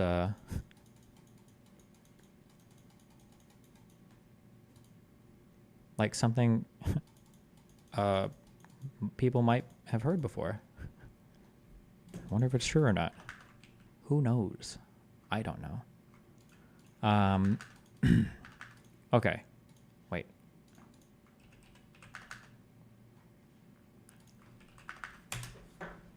Arms supplied by U.S., Saudi, ended up with Islamic State, researchers say. This is in 2017.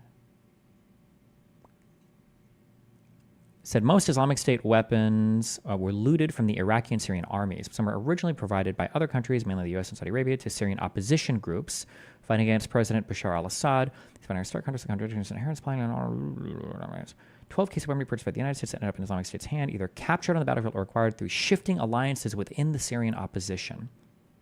Most of these items later ended up in Iraq. Yeah, I don't think that the United States was necessarily supplying ISIS. I don't think we were ever supplying ISIS directly or even indirectly. They might have procured these weapons through other means, but I don't know. Okay. This was while he was sending weapons and funds in that he knew was ending up in the hands of ISIS. And John Kerry says very blatantly, he goes, look, we saw the rise of ISIS, and we thought this will be great because this will put pressure on Assad to step... I'm sorry. I need this. I'm sorry. Please, somebody link me this. What are we talking about here? John Kerry was in a leaked thing saying that he saw the rise of ISIS and he thought it was great? Hold on. John Kerry. I'm sorry. I have to Google again. John Kerry leaked. Here's the leaked audio. Okay, thank you. Let's listen. 36 minutes, bro. Is there a transcript?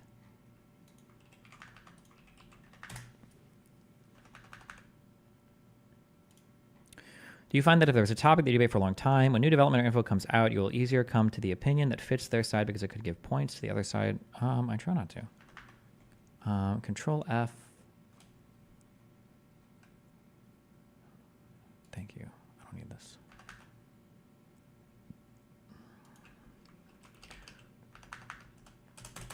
Holy shit, this website is fucking AIDS.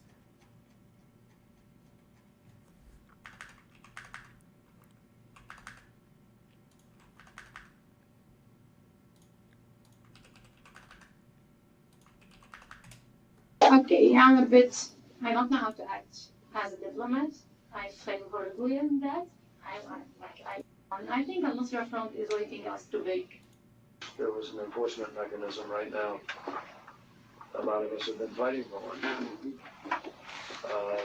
But we don't have one right now, and that's... Okay, let's see. And we know Russia came in because they didn't want a Daesh government. And they supported Assad. And we know that this was growing. We were watching. We saw that Daesh was growing in strength, and we thought Assad was threatened. We thought, however, we could probably manage, that Assad might then negotiate. Instead of negotiating, you got Assad. Now you got Putin to support him. So it's truly complicated. I mean, you know how complicated it is. You live in it. But for us politically, where we have a Congress that will not authorize our use of force, Congress will not. Nothing here is controversial. He's saying that they saw Daesh, which was ISIS, growing, and that they thought that they could negotiate with Assad, but then Russia stepped in to help. Putin stepped in to help to fight against ISIS, which he did. None of this is like supporting or funding ISIS or like loving ISIS, but and we know that this was growing. We were watching. Let me listen to that. We saw that Daesh was growing in strength, and we thought Assad was threatened. We thought, however, we could probably manage, that Assad might then negotiate. Instead of negotiating, you got Assad. Now you got Putin to support him. So it's truly complicated. I mean, you know how complicated it is. You live in it. But for us politically, where we have a Congress that will not authorize our use of force, Congress will not pass that.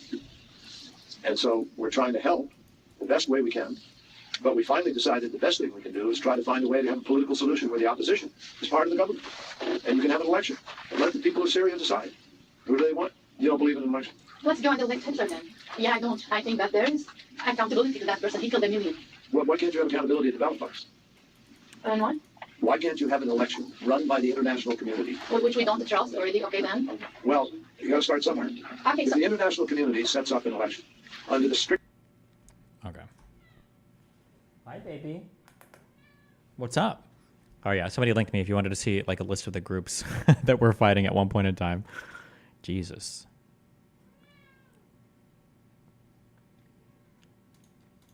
Step down because these guys are coming toward Damascus. What's he going to do now? And so he's going to have to step down, and then we can put the government in that we want. But then they turned around and invaded. We can put the government in that we want. He was just talking about holding a free and fair democratic elections. Do I need to go listen to that full call? Is anything that he's saying actually sourced from that call? What the fuck? Iraq. That wasn't step down and then to step down because these guys are coming toward Damascus. What's he going to do now? And so he's going to have to step down, and then we can put the government in that we want. But then they turned around and invaded Iraq. That wasn't part of the deal. You know, like, it's just this tremendous hubris that you can prop up this terrorist organization and then use them in the way that you want them. And this is, I'm just saying, I know that for years, this was the Israeli attitude toward Hamas. Okay, whatever. Was the quote, "We can control the height of the flame," Benjamin Netanyahu said. He was propping up Hamas intentionally so that he could look to the rest of the world and say, hey, look, we got no partner for peace. Look, it's a terrorist group who's won there. He was literally just a week or 2 weeks, I think it was. Before. Like, does he realize Hamas was voted for by the people, right? Like, that came after a vote.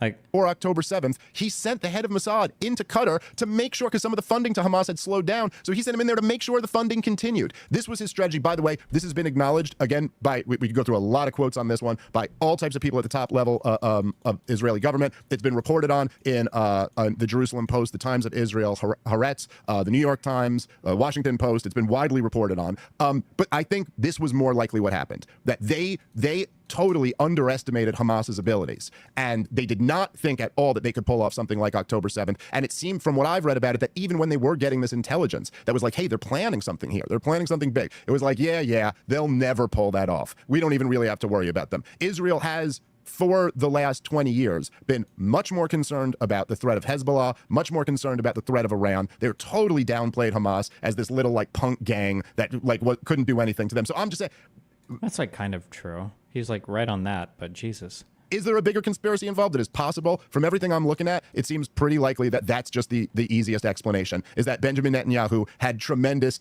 Dick Cheney-like hubris, thinking he could get away with doing whatever he wanted to. And this is why he was propping up Hamas for years. And it backfired. That all to me starts the story in the middle, Dave, still, because at the end of the day, what's been Hamas's attitude towards Israel since its inception, and what's been Israel's enemies' attitude towards Israel since its founding in 48? You're not on the side of Hamas. Hamas has a bad attitude, for sure. And in perpetuating violent attacks and raising populations of people to hate the Jewish state and want to kill it, I mean, whatever political benefits one can operate in that scenario exists because it's a given, and by default, not having to do with any occupation, but they want to destroy all the Jews. Asymmetry here, but don't you see the asymmetry in our arguments here? Is that I'm making a point. Listen, I'm not defending Hamas, but you are defending the government of Israel. No. So when I point out something, by shielding accountability from Hamas in what's perpetuating this war, you're not defending their actions, but you're missing where the accountability lies. No, I'm okay.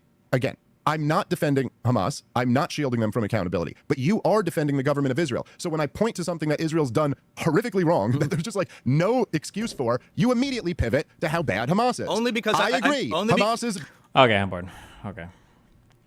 Tomorrow we'll go through, I think, my next day's worth of Israeli stuff, and then we will go do other meme shit that's going on. I don't understand for the Dr. Disrespect stuff.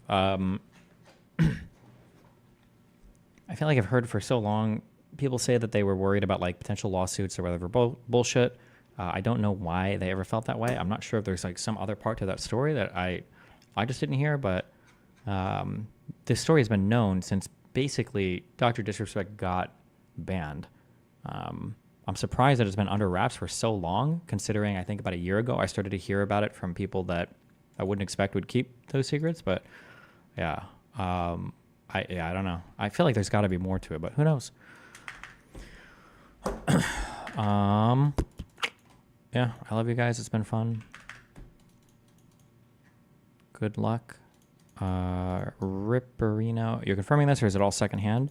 I don't know anything firsthand at all, but I've heard people that should know about it firsthand talk about this for years. Since he was first man, right? Yeah. You can't just say this and then go offline. Listen, it's not my story to tell, okay? Also, who the fuck knows? Who knows what's true or not? It wasn't any of my original investigating. Just stuff that I've heard for a long time, though. So, who knows? Good luck. Ripper, cappuccino, cappuccino, cappuccino, cappuccino, cappuccino, cappuccino, cappuccino. I'll catch you guys next. Stream right now.